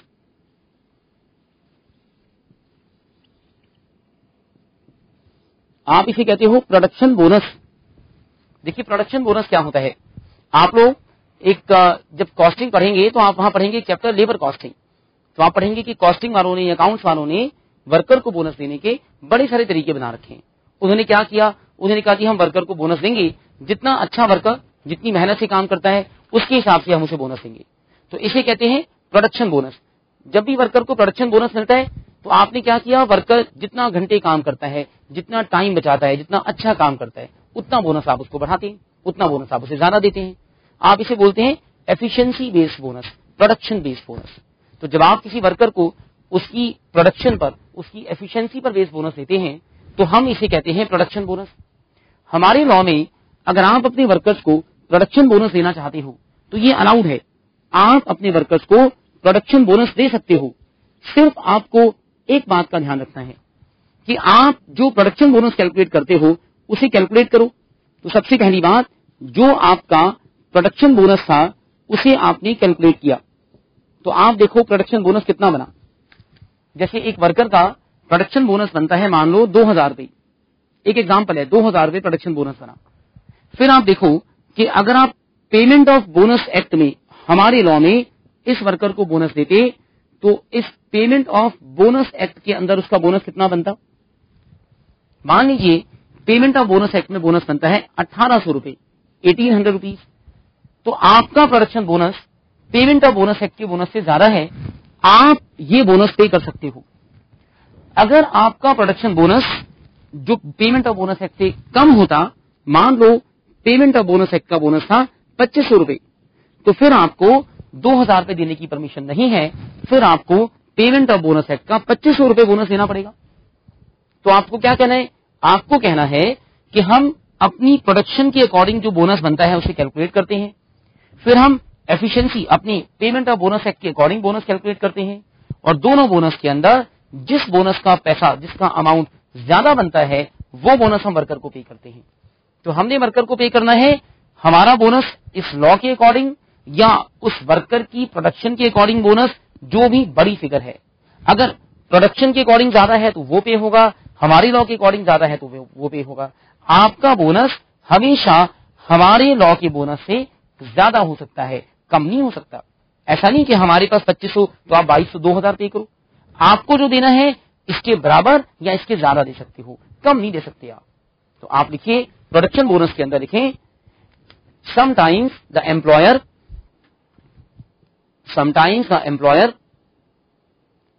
pays bonus, sometimes the employer pays bonus,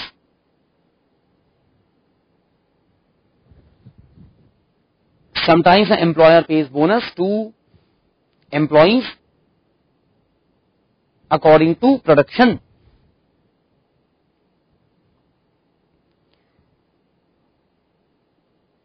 right मैं एक बार आपको फिर से इसका मीनिंग बताता हूं, आप सभी सुनिए, सिरसा सेंटर वाले खास तौर पे ध्यान से सुनो। प्रोडक्शन बोनस का मतलब था कि हमने अपने वर्कर्स की प्रोडक्शन के अकॉर्डिंग बोनस देना है। हम इस बोनस को कैलकुलेट करते हैं, फिर हम अपने लॉ के अकॉर्डिंग बोनस कैलकुलेट करते हैं। दोनों बोनस की फिगर्स में से जो बोनस ज्यादा है हम वो बोनस वर्कर्स को पे करते हैं।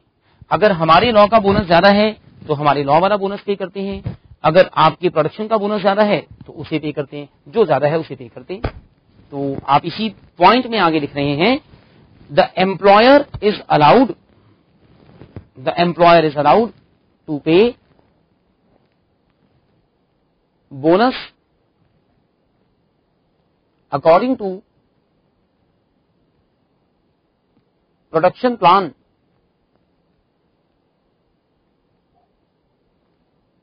bonus according to production plan.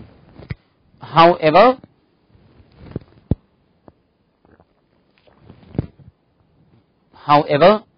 the employee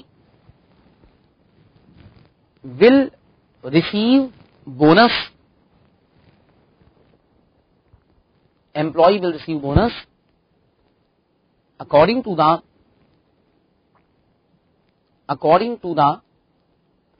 production plan,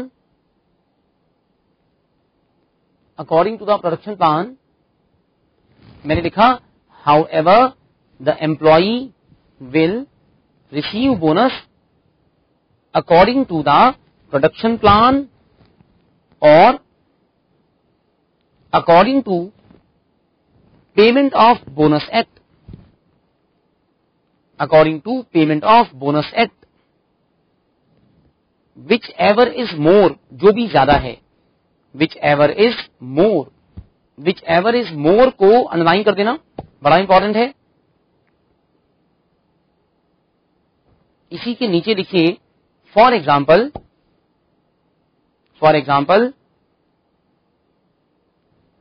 x limited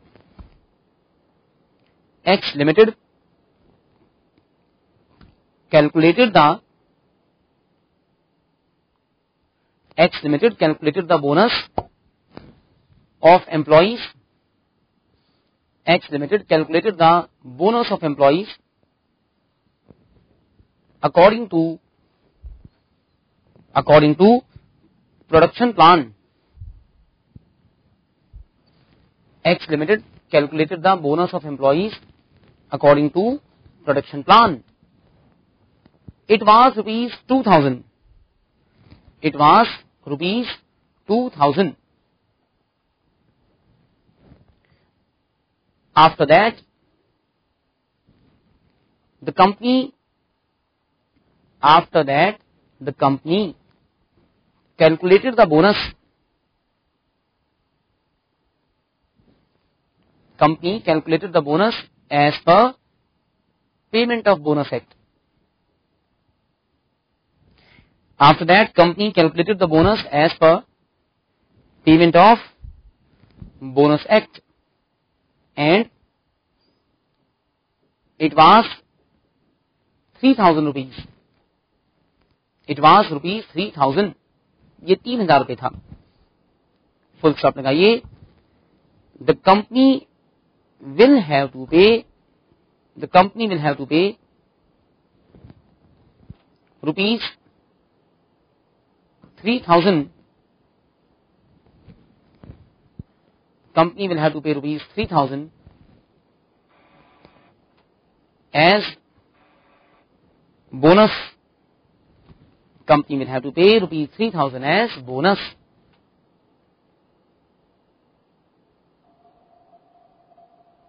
हाँ जी सर, ये बात समझ में आ गई.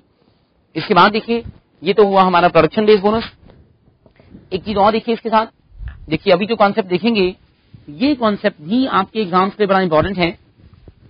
देखिए हमारे पास प्रॉब्लम आती है कि एक फैक्ट्री नई नई खुलती है, एक कंपनी बिजनेस करना शुरू करती है, और कंपनी को अपने शुरुआत के सालों में, हम कहते हैं इनिशियल ईयर्स के अंदर, कंपनी को अपने शुरू के सालों में कुछ प्रॉफिट कम होता है.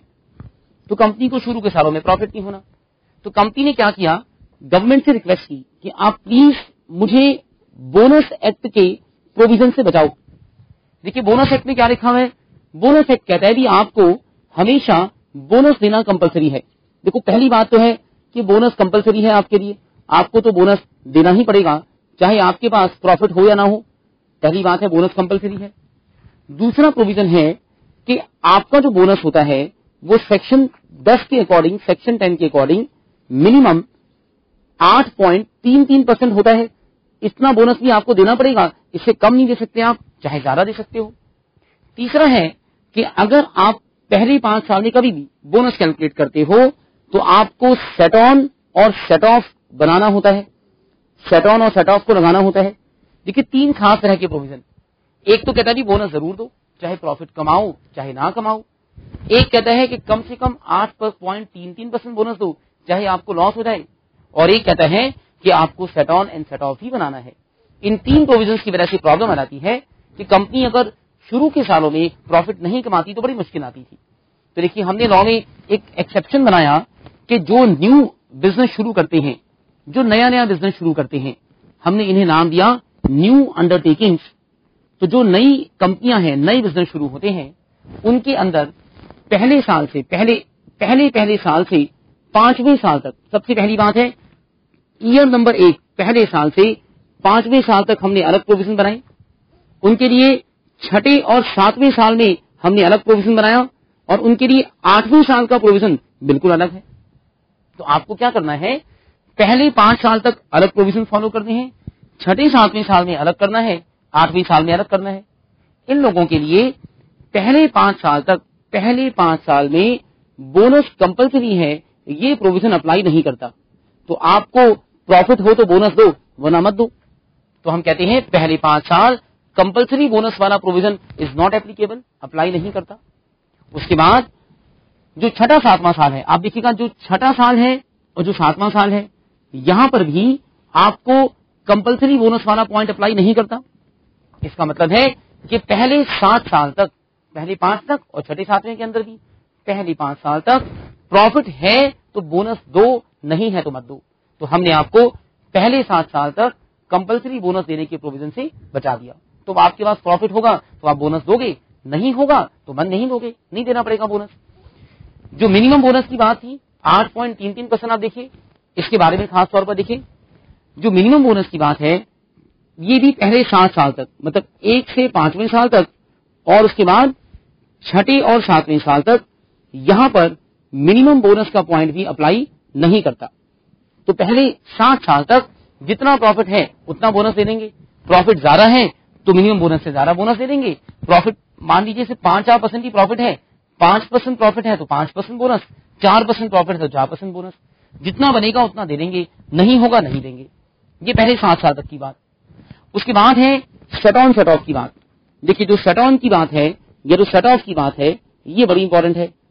पहले 5 साल तक तो सेट ऑन और सेट ऑफ अप्लाई नहीं होते। 5 साल तक आपको कोई सेट ऑन नहीं बनाना। आपने 20% से ज्यादा प्रॉफिट कमाया तो 20% बोनस दे दो, सेट ऑन मत बनाओ। आपके पास प्रॉफिट कम है तो सेट ऑफ मत बनाओ। लेकिन तभी देखिएगा ध्यान से कि 6ठे और 7वें साल में, 6ठे और 7वें साल में set on set of apply होता है। तो 6ठे और 7वें साल में आपको सेट ऑन सेट ऑफ बनाना पड़ता है। मैं एक बार आपको दोबारा रिपीट करके बताता हूं, आप सभी सुनिएगा ध्यान से कि हमारे पास बोनस एक्ट में क्या हुआ। बड़े ध्यान से देखना और आराम आराम से देखना। देखो जो नए बिजनेस शुरू होते हैं उन बिजनेसेस को शुरू के सालों में बड़ी प्रॉब्लम आती थी क्योंकि उनके पास पैसा नहीं होता था, प्रॉफिट बड़ा कम होता था।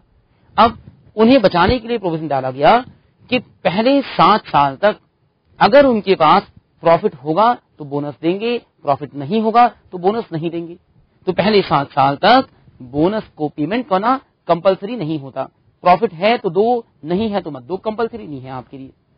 पहले 7 साल तक आपके लिए मिनिमम बोनस का क्लॉज भी एप्लीकेबल नहीं होता। मिनिमम बोनस का मतलब है कि आपको पहले 7 साल तक जितना % बोनस बनता है उतना दे दो। मान लो एलोकेबल सरप्लस से हमारा बोनस बनता हो 4%, 5%, तो जो बनता है वो दे दो, जो नहीं बनता उसे मत दो। तो पहले 7 साल तक ना तो बोनस देना कंपलसरी है, पहले 7 साल तक ना ही मिनिमम बोनस वाला पॉइंट कंपलसरी है। हाँ, सिर्फ एक ही बात है, आपको पहले 5 साल तक सेट ऑन सेट ऑफ नहीं बनाना है, लेकिन छठे सातवें साल में शट ऑन शट ऑफ बनाना शुरू हो जाएगा। तो 7 साल तक तो मैंने आपको बताया। 7 साल के बाद क्या होगा? 7 साल के बाद 8वें साल से ये सभी प्रोविजन अप्लाई होना शुरू हो जाते हैं और 8वें साल से आपको बोनस भी देना पड़ेगा।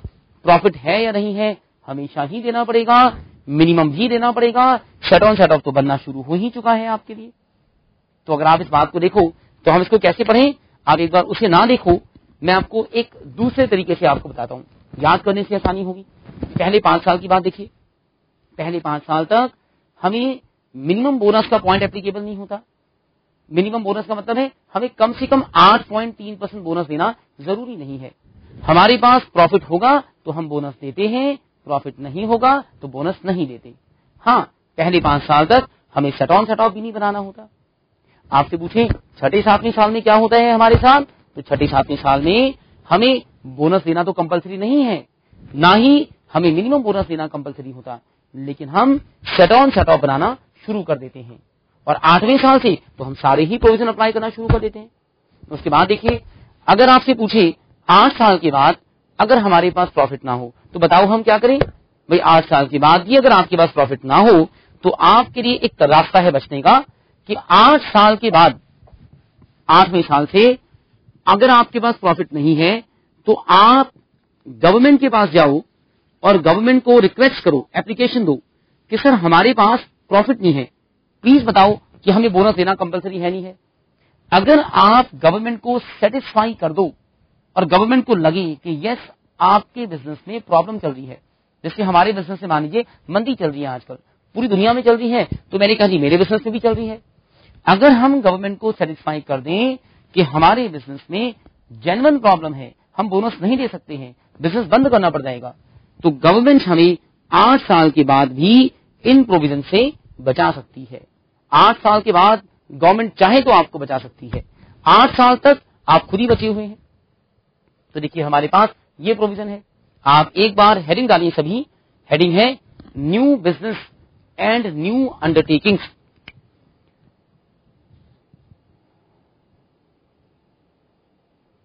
एक क्वेश्चन सुनिए, फरीदाबाद सेंटर से एक क्वेश्चन आया है, आप सभी सुनिए। लिखने से पहले हमने हेडिंग डाल दी है new business and new undertaking.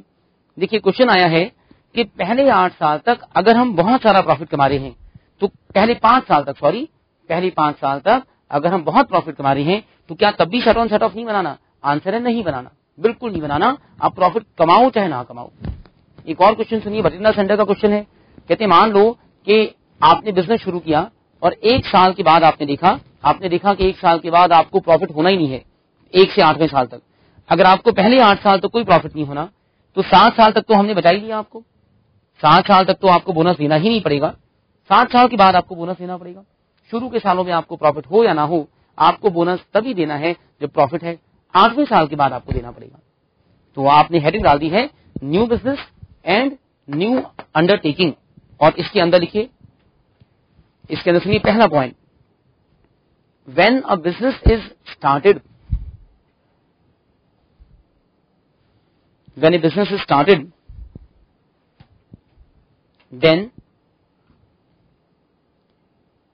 is started, then for initial years, भाई गोरखपुर वालों का माइक बंद हो गया, क्या हुआ है? then for initial years, हाँ जी, अच्छा जी, हाँ जी बताओ जी, पूछो।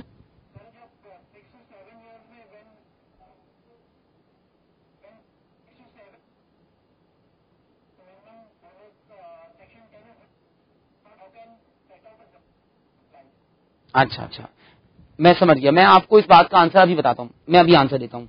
हाँ जी, तो हमने दोबारा सुनिए, मैं आपको दिखाना शुरू कर रहा था कि मैं भूल गया, मैंने एक्चुअली पहला सेंटेंस क्या बोला। मैं दोबारा से एक बार सेंटेंस बोलता हूँ और उसके बाद में इस क्वेश्चन का आंसर भी आपको बताऊंगा। आप सभी सुनिए, हमने हेडिंग डाल दी थी new business and new undertaking और हम इसका पहला पॉइंट लिखेंगे। पहला पॉइंट कुछ ऐसा बना रहे थे हम लोग कि sometimes in initial years a business may not have profit. तो आप सेंटेंस को अकॉर्डिंगली एक बार पूरा करिए। Sometimes in initial year a business may not have profit and in these years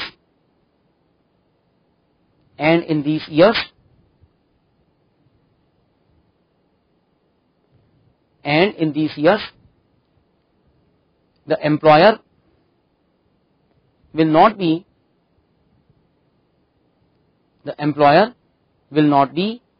compulsorily required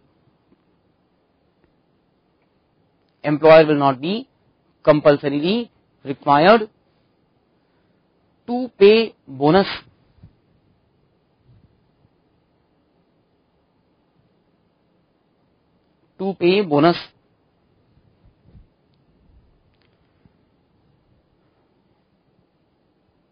second point सुनिए, for first 5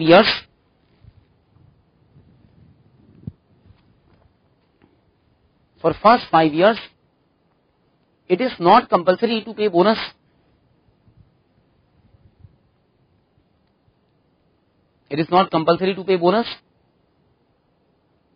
And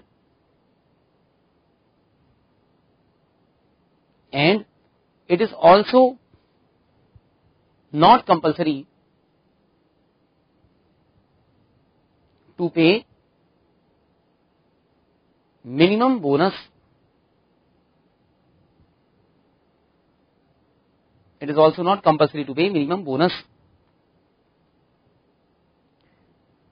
In these years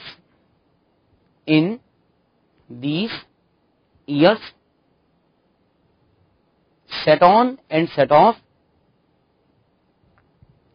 is not created.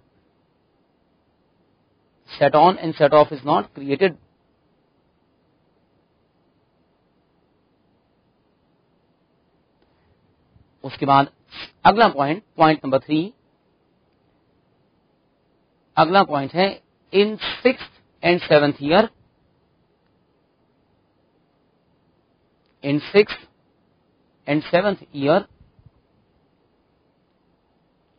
again minimum bonus is not compulsory,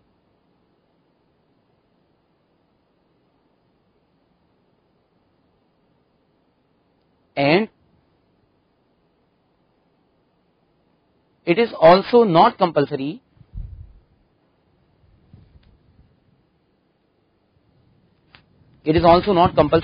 to pay bonus.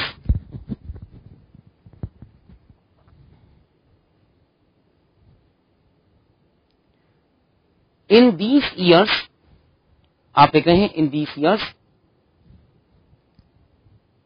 set on and set off will be created.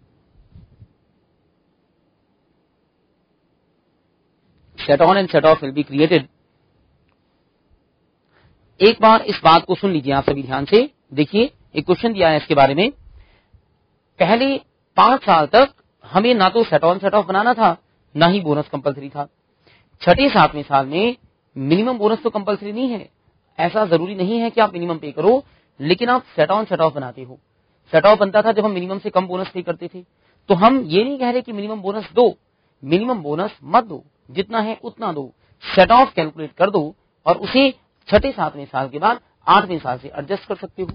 तो 6-7वें साल में ना तो आपको minimum bonus देना compulsory है, ना ही आपको कंपलसरी बोनस देना है। बस आपको set on set of calculate करके छोड़ देना है, जो अगले सालों में 8वें साल के बाद एडजस्ट कर दिया जाएगा। तो आप अगला पॉइंट लिखें इसी के अंदर, पॉइंट नंबर 4 है शायद। पॉइंट नंबर 4 में लिखें from 8th year bonus will be compulsory. From 8th year bonus will be compulsory and minimum bonus, and दोबारा सुनिए, minimum bonus is also compulsory.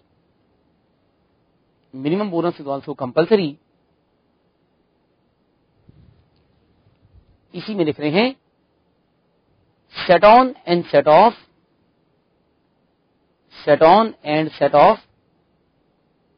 have already started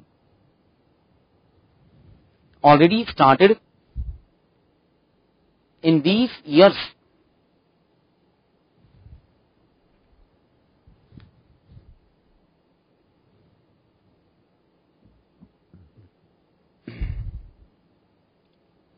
उसके बाद इस हेडिंग को खत्म करके ये वाला पॉइंट जो मैंने कहा था कि अगर 8 साल के बाद भी हमारे पास प्रॉफिट ना हो तो हम गवर्नमेंट के पास एप्लीकेशन देते हैं, तो हमारी अगली हेडिंग बनेगी, हेडिंग है एप्लीकेशन टू गवर्नमेंट। हेडिंग डालिए please, application to government. Heading है application to government for taking the exemption. Application to government for taking the exemption from bonus act. Taking the exemption from bonus act. आप सभी लिखें, इसके अंदर लिखिए under payment of bonus act, under payment of bonus act,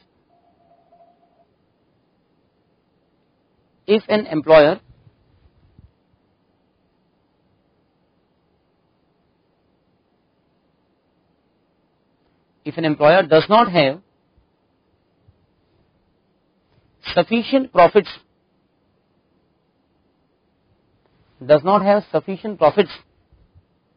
then in this case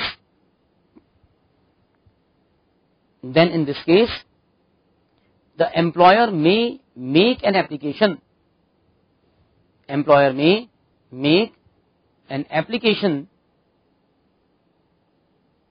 to the government. Employer may make an application to the government for getting the exemption from payment of bonus act. Getting the exemption from payment of bonus act. In this case,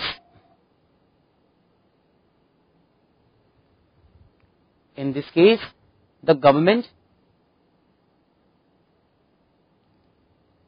may allow the permission.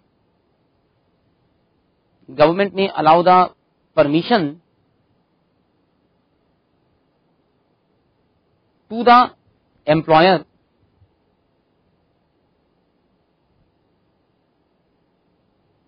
not to pay bonus. Government may allow the permission to the employer not to pay bonus, and no penalty will be imposed. No penalty will be imposed upon the employer.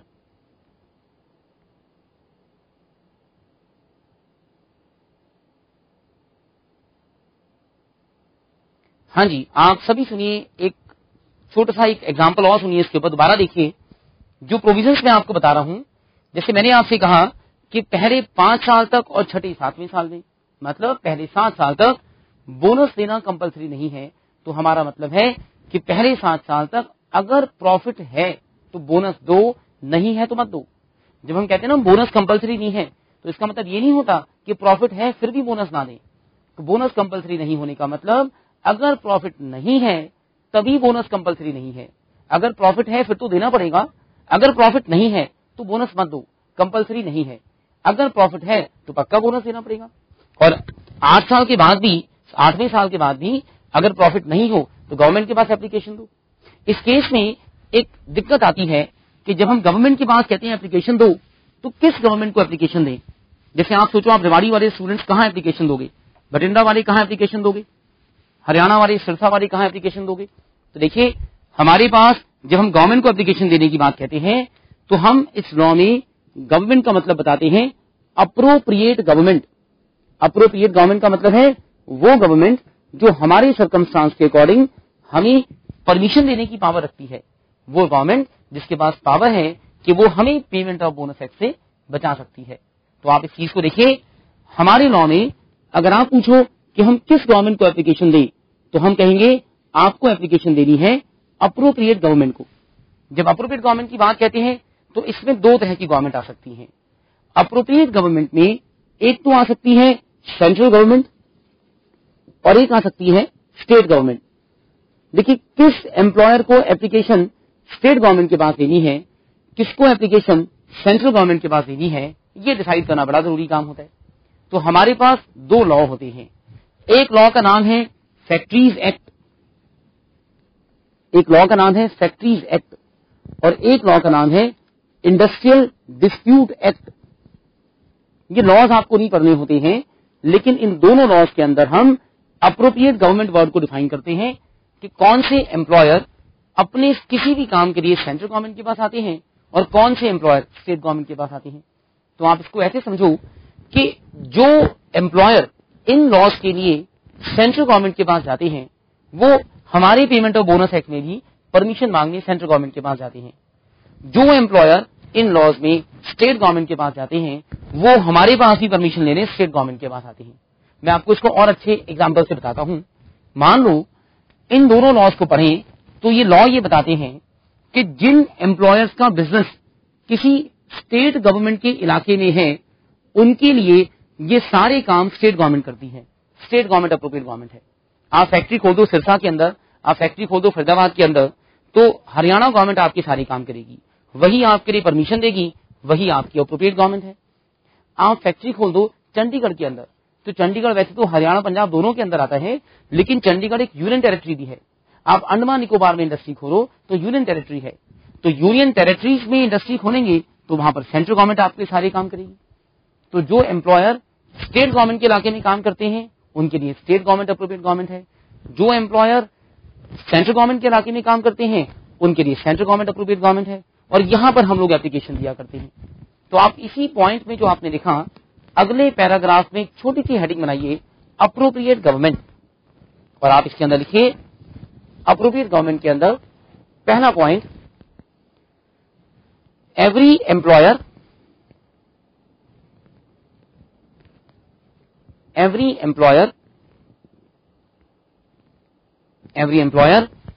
Has to go to the appropriate government for taking the permissions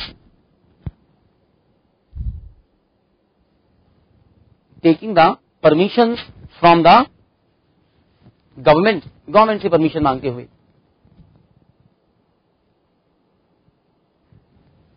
second point, if the employer has a business in the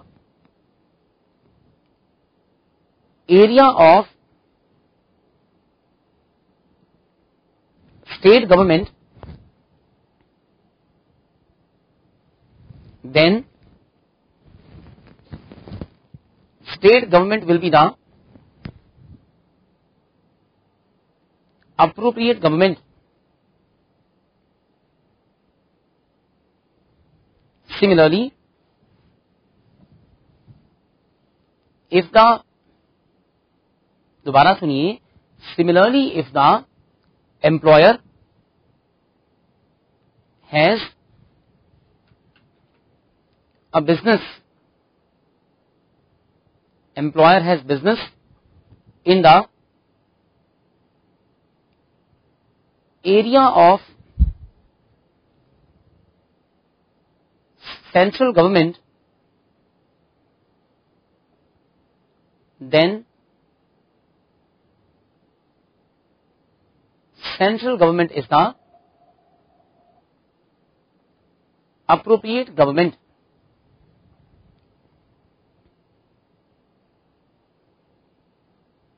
देखिए ये हमारे पास definition हुई appropriate government की। एक question सुनिए, Faridabad centre से बच्चे का क्वेश्चन आया है, आप बताना, आप सभी बताना इसका क्या आंसर होना चाहिए। क्वेश्चन है कि जैसे पहले 6-7 साल तक हमें बोनस नहीं देना होता, मान लीजिए पहले 7 साल तक हमने बोनस नहीं दिया, 8वें साल के बाद हम चाहें तो गवर्नमेंट से परमिशन मांग सकते हैं कि सर प्लीज हमें परमिशन दो, हमारे पास प्रॉफिट नहीं है, हम बोनस नहीं देंगे। मान लीजिए आपने 8वें साल के बाद गवर्नमेंट से परमिशन मांगी और गवर्नमेंट ने आपको परमिशन दे दी कि आप बोनस मत दो, और कहते हैं उसके बाद आपने अगले सालों में बड़ा सारा प्रॉफिट कमाया, तो मान लो 9वें साल में आपने परमिशन मांगी कि हमें बोनस नहीं देना, गवर्नमेंट ने आपको परमिशन दे दी। 10वें साल में आपने बड़ा प्रॉफिट कमाया, तो क्या 10वें साल में हमें 9वें साल का बोनस भी देना पड़ेगा या 10वें साल में से 10वें साल का बोनस देना है? तो अगर हमें परमिशन मिल जाती है कि हमें एक साल बोनस नहीं देना, तो क्या अगले साल में हमें पिछले साल का बोनस देना पड़ता है अगर हम प्रॉफिट कमाएं? क्या कहते हो आप लोग, बताओ क्या आंसर दोगे भाई? फरीदाबाद सेंटर से पहले बताओ किसने क्वेश्चन पूछा, हाथ उठा के बताओ। हाँ जी, फरीदाबाद सेंटर से किसने पूछा था, एक बार हाथ उठा के बताओ। बहुत अच्छा क्वेश्चन है, अच्छा बहुत बढ़िया क्वेश्चन है, आपने बहुत अच्छी बात पूछी। हाँ जी, आप लोग बताओ, बाकी सब बताओ जी क्या कहते हो। सिरसा, अच्छा पीतमपुरा सेंटर वालों को आंसर आया है नो, कहते हैं नहीं देना पड़ेगा। और बाकी सब बताओ, सिरसा सेंटर वाले भी प्लीज अपना आंसर मुझे लिख कर दो, वाराणसी सेंटर वाले भी आंसर लिख कर दो। बताओ भटिंडा सेंटर वाले भी बताओ। हाँ जी सर, भटिंडा सेंटर पे सबसे आगे वाले बच्चे आप बताओ, सबसे आगे बेटा आप बताओ, सबसे आगे भटिंडा सेंटर पे। हाँ जी बताओ। गुड आफ्टरनून बेटा। अच्छा चलिए, बहुत अच्छा, बहुत बढ़िया। अच्छा जी, हाँ जी, भटिंडा सेंटर से और कोई आंसर बताओ।